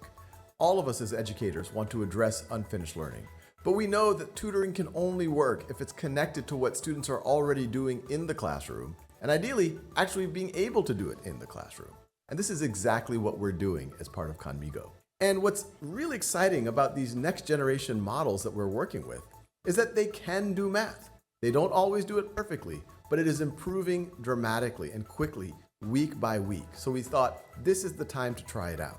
Artificial intelligence and large language models introduce the possibility of doing completely new activities that weren't possible before. For example, teachers spend a lot of time writing lesson plans. What if they had an artificial intelligent teaching assistant that can help them write their lesson plan?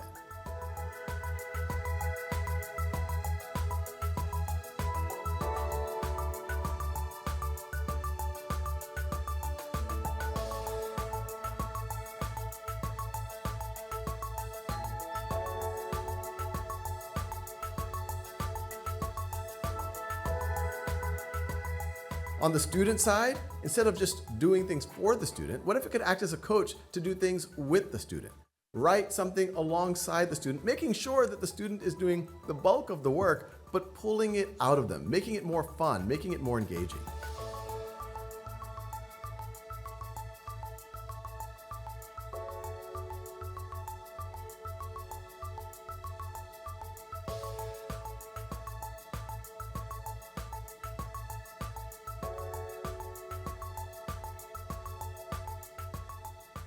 Imagine a world, which we actually are putting as part of our lab's activities, where students can debate any topic they like within reason, reasonable topics, where the AI can take the other side and they can really fine-tune their arguments. They can have conversations with historical figures or figures from literature.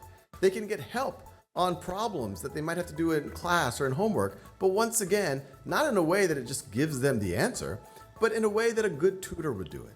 that it helps nudge the students for them to figure it out themselves.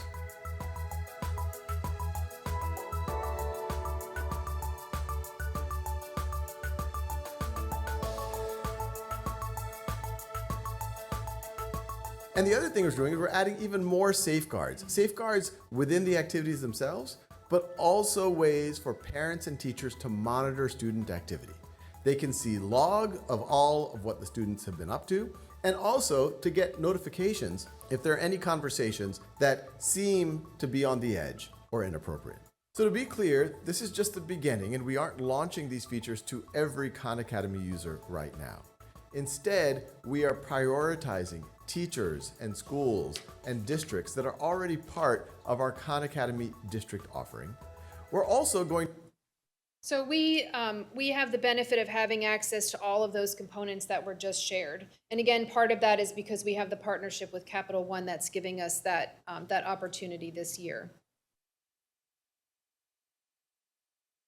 So next steps, as we shared, our next steps involve working with AI to implement in controlled environments and use cases of AI for students in high school only.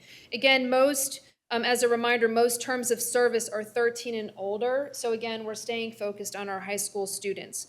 We're going to continue to update the guidelines for language for high school students. As you remember, last year, the guidelines we shared focused around the exploration and experimentation of our teachers.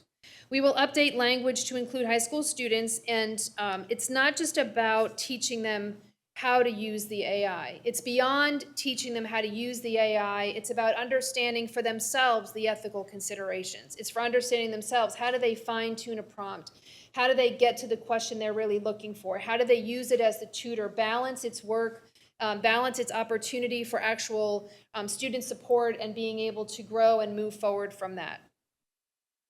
There are limitations to AI, and the responses may occasionally generate incorrect information, and we've shared this. And again, that's part of our instruction for students, is really making sure they understand that not everything they get is going to be what they think is submission ready or the correct answer, and that really making sure our students understand how to critically analyze their sources and being aware of biases or misinformation or other influences that have created the answer online.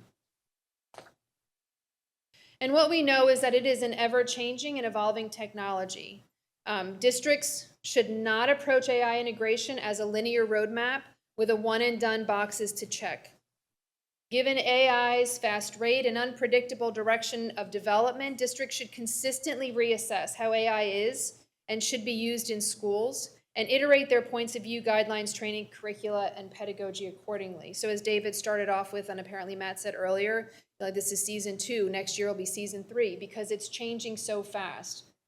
My team actually asked me yesterday to approve a software application for a product that is making videos. But they're AI videos. It's just they put in, we're looking for a video on digital citizenship, and we're looking for this grade level and these skills, and it's making amazing videos. I'm a little hesitant at first because I don't know if some of the AI images are a little creepy. If you've tried it, I mean, seriously, if you've tried it, some of them are like the eyes are not where they're supposed to be. It's a little bit too much. But the videos they're just impeccable. And so I'm willing to pay a license for that if it gives us support that we need to build some of these videos for our teachers and students. So with that, David and I are here to answer any questions. I'm under time. Yes. Thank you so much for this presentation.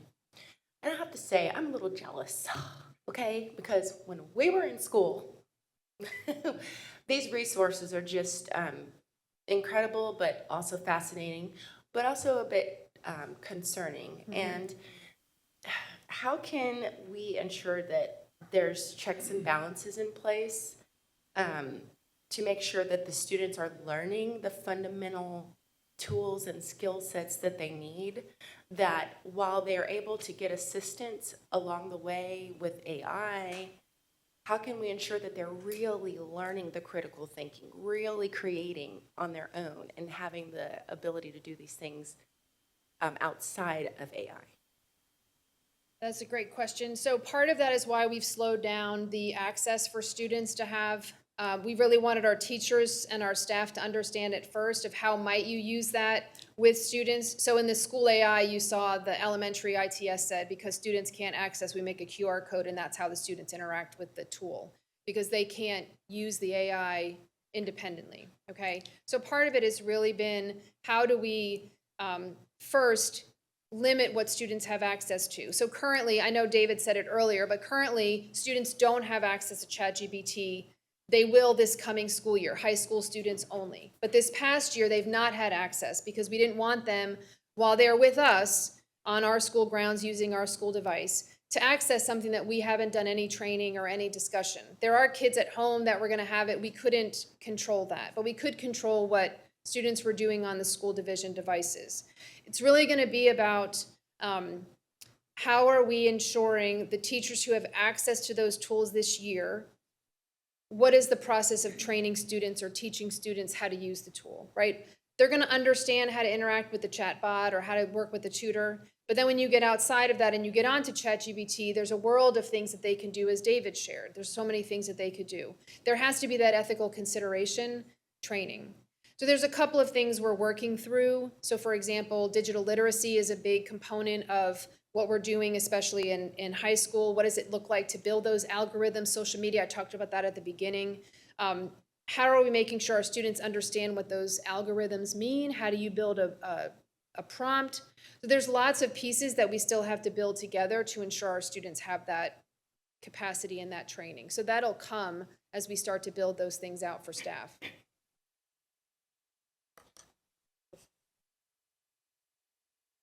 Good? Yeah, there's other questions. You can keep going. Do you want to ask another one? Yes. Okay.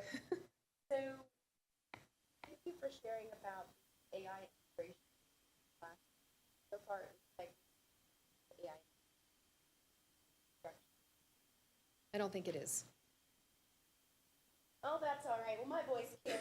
Okay. People at home won't hear though. Yeah, so the AI integration, besides what you showed us, really explained it on the student side, the teacher side. Yep. What does that look like really for the student experience? And then also, David? Okay, you were saying that employers are really wanting the students to have knowledge of AI. Could you unpack that a little bit as well? Like knowledge of how to use it or knowledge of how it works, or what is it that these employers are looking for in that regard? You want to do that part first? You can do that part first. So definitely knowledge of how to use it, right? They want they want potential employees to be coming to them with, how can I use this tool to increase my efficiency and productivity? Absolutely, that's what they're looking for. Now, should you assume that students are definitely going to get that level of training? I think that's what some employers are being challenged with, right? So there's this, I'm going to go into a rabbit hole for a quick 30 seconds. There's this idea in AI, there's this concept called grounding, right? So what that means is that whenever I'm dealing with an AI, I give it some context to work in, right? So in a classroom environment, I may give it context that I am working with fifth graders. I don't want you to just provide answers. I want you to be Socratic in how you help a student. All that context is grounding, right? That's the term that's provided to it. Now, in a business context, you want students to be able to come in and know how to be able to create prompts for AI in order to give it the necessary context to get the types of answers that you want in whatever the situation might be for that business. And if they don't know how to use AI, if they don't have those types of skills, then they are not going to be as efficient and productive as someone else who does. And then to your first question about the AI integration for students. So we haven't started yet, right? That was the whole, last year was part one, we're starting phase two. But some of that is really going to be about what we develop in curriculum and instruction. So for example, in our marketing classes, to David's point, I'm in a business class, I'm in a marketing class. What might be the assignments that we are having students intentionally use AI to generate their response. You have to write a letter to a business associate, and how do you use AI to support you in writing that letter? So some of that has to be how we build activities, intentional activities into our curriculum for students to experience it. Thank you. You're welcome. Okay, so I appreciate the presentation. I do have quite a few questions and comments and some concerns. Last year when we had the AI presentation,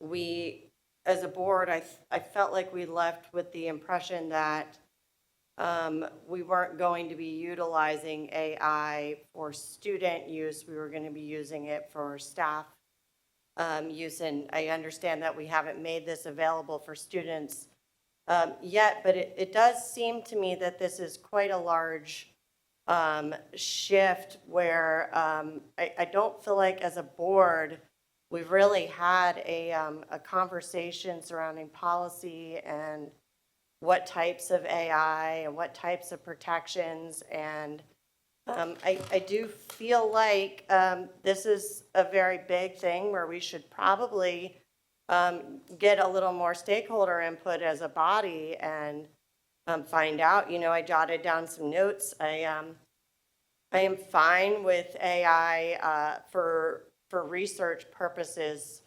for students. So the tutoring side doesn't really raise any significant red flags to me, but and neither does using it for workforce skills. But when it comes to content creation for students, where, you know, it's going to write the paper and we're going to teach them how to make sure that they edit the paper, I am very concerned about the critical thinking skills. And so I would like to see, you know, policies that we can come to a consensus on from the board about how we're going to move forward before we start putting ChatGPT on high schoolers' computers, school-based or, you know, otherwise. And I do understand that there are those students that are already accessing this at home and already using it. But I do think that we really need to proceed with caution and stakeholder input. So I do think that the content creation for our staff and the efficiency for staff there and instructional materials is very, very useful. I am 100% supportive of that. But I'm not exactly feeling comfortable about the student side. And I would yield to my colleagues at this point. So there are some, whenever we have an application for use in the school division, we have to follow COPA compliance and SIPA compliance, which is about terms of service, age of the students that are able to have access to those resources, which is again why we only focus on high school. Because all of the products that we have approved, their terms of service is for students 13 and up. And so just like every other application we have to follow certain guidelines before we can allow that to be available to students. So this isn't a matter of, oh, we want to have AI, so we're going to turn on ChatGPT for students. When ChatGPT first came out, it was 18 and up. And so we would have never allowed students to have access to it because it was an 18 and up application. And they have since changed their terms of service to 13 and up. So there are some guidelines that we have to follow in order for something to be approved for student use, regardless of it being an AI tool or any other tool in the division. So we do have safeguards in place for products, for what is available or applicable for a student to have access to. Well, and I get what you're saying, and I appreciate that. And I do just think that it is most appropriate for moving forward with AI that perhaps we have a school board vote. Thank you. So you gave us some great materials here, and I was thumbing through this. We saw, I'm assuming that was Sal Khan that spoke. Yes, yes. So there were two quotes in one of these, and he in particular said that we're at the cusp of using AI for probably the biggest positive transformation that education has ever seen. So this is in the education world. But Dan Meyer said the exact opposite. AI will not transform education inside of the next 5 years, and I'd guess much longer. So even in the education world, there's not some agreement there. Right. Do you ever envision a time that we might be able to use AI for some higher level courses like Latin, a higher level Latin class, you know, an advanced placement type level where maybe the presence of a teacher might not be as necessary, the way I am learning Spanish for 755 days, Right. without any teacher help. So that's why my team really likes Conmigo and the potential for Conmigo in our school division. So I don't know if you saw, he was scrolling through the Con Labs library. There are a lot of higher level math, higher level foreign language classes, the writing AP, some of the AP supports. There are a lot of resources we see that Conmigo can provide us. And so this year, using it for Econ Personal Finance gives us a very tight group of students that we can watch and understand how it's working for them, how the tutor supports them. Again, if you saw in that video, there's parent and teacher have access to everything the child chats, so we can get data from what the students are asking. How might we then enhance our Econ Personal Finance course if kids keep asking specific questions? So we see a value of using that this year to then see how we can leverage it in the following year for math. I think about the all-in tutoring, and that was really when I brought it to Ms. Colucci first. I was like, I'm thinking about our all-in tutoring and our students that were struggling in some of our math courses. How might this be the tutor that's not at home with the student? Or when my students got to a certain level of math, I couldn't help them anymore, but you could have gone on to, you know, the Conmigo tutor instead of going on to what was the product that I always, Photomath, that would have given them the answer. Now you can actually go on and interact with something that might teach you how to solve the problem instead of just solving it for you. So how do we direct students towards a tutor tool versus a tool that's going to give them the answer? Right, and I think this Kendrick, don't want to just type in and get the answer. Right. You want to know that a student is being taught something and that comprehension is there.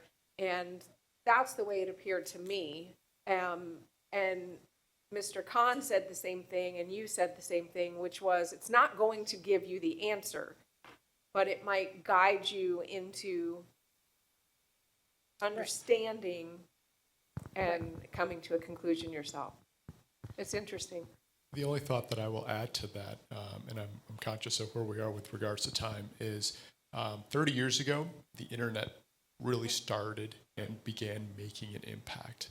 And I think it would have been very difficult for us 30 years ago to understand where we would be today and the effect that that technology had on education, right? So we're having a moment here where we are doing exactly what Dr. Schubert said. We are going slowly to establish a strong foundation on which we can continue to build, because as the last slide in her deck said, this technology is going to evolve very quickly. It's going to evolve very, very quickly, and it's going to have impacts that we don't yet realize. And we created it. Yes.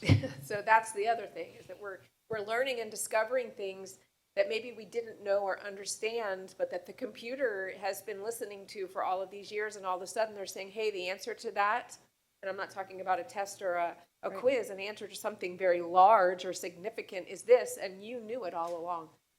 So that's how I kind of look at it. Yeah, the other thing we shared last year, you know, when David and I met with you all last year, is we talked a lot about the idea of what are we assigning. And so pedagogically, what are we assigning our students in high school and middle school that's going to direct them either to a chatbot to solve their answer or to look for that creative thinking. So I agree with Ms. Brown that if I'm trying to do a creative writing piece, I don't want to assign that to a student for them to go home and type in ChatGPT and get their response, right? Yeah. That's going to be something I'm going to do in class. Small groups, we're going to rotate around, we're going to read each other's work, we're going to give each other feedback. And then what I'm going to have them do at home might be hey, watch this video or read this chapter or the whatever, because I'm not worried about you doing that. But what I want to see is your actual work. And so how do we flip our conversation with our staff that if we're worried about that continuing to be, we're taking away their creativity, then have them do their creativity while they're in front of you, while they're with you for that block of time. Give them that opportunity to demonstrate what they're doing. And then really, is it about that they can make an outline? Is it about they can write the paper? Can they write an opening? Like, let's focus then on the smaller parts of the writing. And I'm just giving the writing process as an example, but you're giving the smaller parts of that. Maybe the homework assignments are 5 problems, not 50 problems. And I'm not going to go to ChatGPT or somewhere else because I only have 5 to do. When I have 50, I might be looking at how I can get some of these answers quicker because that's a lot of homework. But if I have 5 meaningful problems, or the problem is this is solved incorrectly, find the mistake and tell me how you would fix it, right? How meaningful for a student to be able to recognize where the mistake is in the problem. I didn't have to solve it, but I had to understand how the problem works. So there's ways that we can modify assignments for students that they can't Google it, or they can't ChatGPT it, or they can't photomath it. They have to think through their response. Yes, thank you. Whew. Yeah, this is just so fascinating. I do appreciate the fact that we have to make sure that our students have conceptual concepts. I mean, and we kind of have done this with the calculator. You know, my day when the calculator, you know, Shook the came, earth, yes. You know, and even with, what was it, the T13? Calculator all the time in your Yeah. pocket. Well, yes, I do. Yeah. And then even my son, who has dyslexia and struggles with math, and, you know, he's in his 30s, but we got him real good on a calculator, but we had to make sure that he, you know, when you put in 10 times 2 and you come up with the answer of 8, which is less than what you started with, you have to be able to tell, okay, wait, I put something in wrong.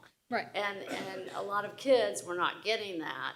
And so I think we've done that. I don't think we did it with GPSs and MapQuest because I couldn't find directions if my life depended on it. But you do. I mean, the other day I was at the oceanfront and put on Lolly's ice cream, and it was going to take me 12 hours to get there. And I knew that was wrong because I knew there was one around the corner. But so I do appreciate that we've got to make sure that our kids know the concept. But are we really heading towards something that's, especially with the business owners? I mean, I was sitting down with an owner of a business a few weeks ago. His business is advertisement. He showed me AI. He said a client came in and wanted a poster of 6 college mascots drinking beer. He did it. It took him 20 seconds. He had a tiger. I mean, it was unbelievable. But he said, normally this would take so much time to get it printable, first of all, to do it, the concept. It took 20 seconds. I mean, I saw it, just like you did. But then he's like, Caroline, I only have to hire one person that knows AI, which is what you're saying. But then I'm thinking, oh my goodness, what's going to happen? Do you even need graphic artists anymore, or do you just need any kind of artwork, or do you need authors and writers, or do you need somebody good at AI? That's the scary part of it to me, is first of all, not understanding concepts. Second of all, this taking over people who love to create, but they don't have to. It's just accessing how to do it. Kind of like what we have gone to. Kids don't memorize anything anymore because you just access it on your computer. You don't have to remember a single thing in your little brain. You just push a button and there it is. So that's the scary part. Just comments. A question is, why did they change the age from 18 to 13 for chat? I can address that. So this goes specifically to some of the controls that they were able to put. I'll go back to my grounding concept, right? They were able to go ahead and put the appropriate controls into AI chatbots that you wouldn't want a 15-year-old to go and asking it about, I'm going to say something I'm going to regret later, how to use household chemicals to make something that they shouldn't, right? You wouldn't want the AI bot to be able to provide that level of, or that type of answer to someone. And they have since been able to put in the necessary controls around those AI bots to be able to control those types of answers. And therefore, they've been able to make it safer and lower the age. Does that answer your question? Yeah, I just find that interesting that they lowered it so quickly from 18 to 13. Well, Just an that goes back, observation. yeah, that goes back quite honestly to how fast this technology is moving. They are really able to do some things very, very, very quickly. So in the demo that Dr. Schubert showed, you can have all those historical figures and other figures that you can interact with correctly, or that you can interact with a figure from the 1800s and then be able to interact with a figure from the 1950s, all very, very quickly, and they would be able to do so within the context of their time period and so forth. That's what grounding is, right? You give the AI the context that you want to interact in and the rules that it should play in, and then it goes ahead and responds to you appropriately. But like all applications, one of the things my team and we talk a lot with ITSs and LMSs about is intentionality. There has to be intentionality with assigning the tool for a purpose. It isn't just, oh, let's use AI today. There's no activity should ever start with, oh, we're going to use AI today, or we're going to use the graphing calculator today, or we're teaching something and this is the tool we're going to use that's going to leverage that for us. And I think for us, it's really that intentional conversation. It goes back to the conversations we had when we were Vanguard schools. Do you remember, Ms. Weems, we had Vanguard, the balance assessment, the technology. The technology, Vanguard really worked on the TPACK model and what is the pedagogy and what is the content and then what technology do you add? We're not looking to just add AI to add AI. There's intentionality of where we're trying it and why we're trying it in the spaces we're trying it. And again, I really believe it should be no lower than the high school. Even if you're 13-year-olds in middle school, I still don't think you should have access. I think it has to stay in high school only, and those are the only students that we would even be writing updated guidelines for. That the middle and elementary kids, if they're interacting with it, it's because it's teacher-driven, it's teacher-guided access. Thank you. Okay, I'll be quick. I love the Conmigo stuff. I love that it keeps a record of the things being typed in and the responses that the parents have access to and the teachers have access to. I know that Securely has some level of doing that, and I'm able to go in and see what my little one has searched for. But with the ChatGPT, does it track what is being asked there for teachers and parents to go back and look at? I'm not aware that it does right now. So if you start a ChatGPT, like if we went back to David's example, on the side, it has an example of all the ChatGPTs that David has done. So if I'm the parent, I could log into my child's computer and I can see all of the things that my child has accessed because it keeps a running record of all of their inquiries. But it doesn't get shared out. It wouldn't get shared back with the teacher or shared out to the parent.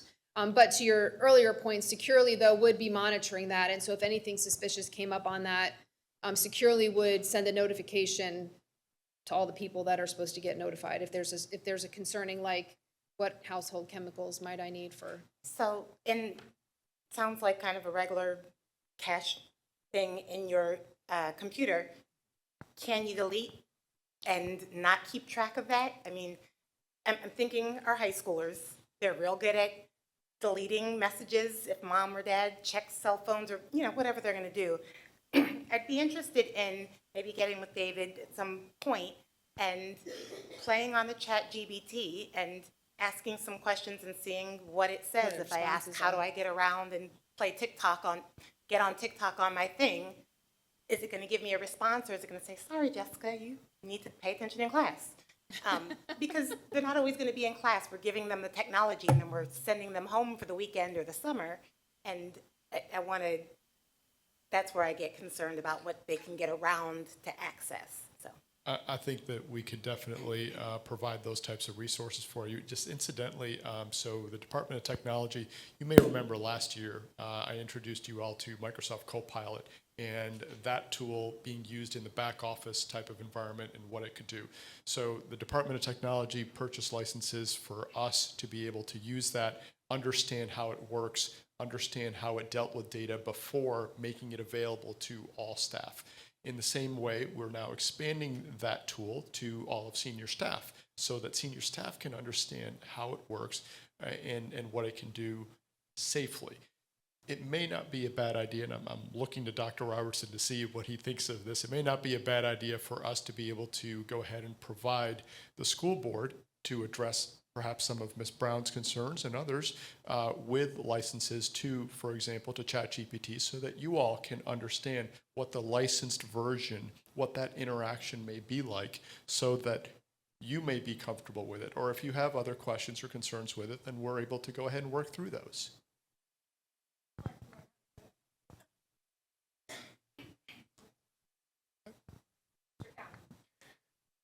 I am going to speak for myself, but really I'm trying to speak for every member of the current board as well as future boards. And so I realize that's an impossibility, but I'm going to jump into this pool nonetheless.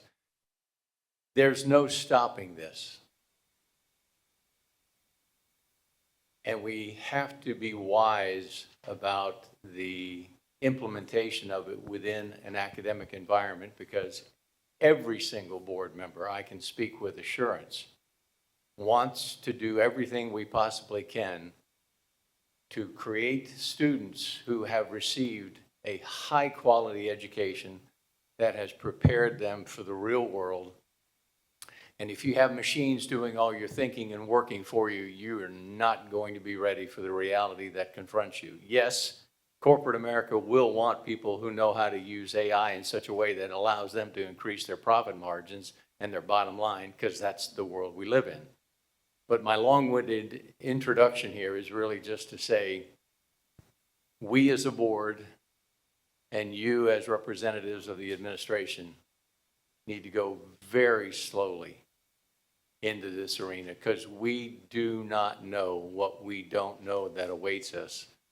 And again, our objective is to produce students with a solid educational foundation underneath them. And this is just an opportunity for people to come up with stellar reports that a machine has created. And as a result, their learning will have been minimized and reduced. So you'll be on my prayer list. But you know what, though? To Mr. Callan's point, last year I did say, does this mean that we may end up at some point as educators being more focused on performance-based assessments? Because that is where, I mean, that's the proof in the pudding, right? Like, that you're going to have to stand up and prove your knowledge, not just print out a paper. And education has been trending towards performance-based for a very long time. And we've talked about it as a board, that is something that should be important to this school division. And that is actually where I see a clear path and a clear solution to this type of artificial intelligence, is the human mouth and the human performance right smack dab in front of you. But you're right. And I do applaud your efforts, though. You have not gone in headfirst. It has been kind of slow. And so I'm not shocked from last year to this year. But, yeah, we are responsible for a lot of mine. And Mr. Callan, please know that's something that my team, so we're instructional technology, and a lot of people think, oh, you're all about the computers, and we're actually the group, if you called us, we would tell you to take the computers away from kids, or we would tell you to close the devices. That's our mantra is, you got the students back face to face, so what are you doing in class? What's the Socratic seminar? What's the writing? What's the interaction? How are they getting up and walking around the room and answering problems on the walls? We are really about the innovation and the opportunities for students to demonstrate and share what they know while they're with their teacher. We purchased podcast equipment because we felt like that was a better avenue for students to demonstrate what they were learning through a fun way to communicate what they were learning. My team is constantly looking for ways that our device is not a part of it. So while we support it and we're going to find ways to make it within a boundary, within a safe way for students to access it, we also will look for ways that teachers aren't assigning just writing a paper. That's no critical thinking either, right? So how are you answering questions? We had a wonderful student who won the podcast contest from Kempsville Middle School, and he and his buddy reenacted a war scene. It was such a good podcast. It was so funny, but they were like, I'm totally engaged in the characters that they were playing and explained the whole thing to their classmates, this one important battle. What a great way. They'll never forget that. Their classmates will never forget that. We would much rather see those opportunities for students than assignments that AI would be a resource, that they would want to go to AI. So we keep looking for ways to work with our teachers, our ITSs and LMSs to really collaborate on more problem-based critical thinking activities where they're demonstrating what they're doing and not just, I have a paper to write or I have 50 math problems to solve. So I understand exactly what you're saying, and it scares me too that even my own children heading off to college are going to rely on a tool instead of their own brains, and then what will they know or remember? So I appreciate that, and please know we are constantly trying to battle that as being innovative and being careful. Innovative, but going slow. Okay, I think I'm the last question, but first of all, thank you. And I think many people on the board would love to hear that podcast. Oh, okay. Yeah, from the students. I think that'd be really interesting.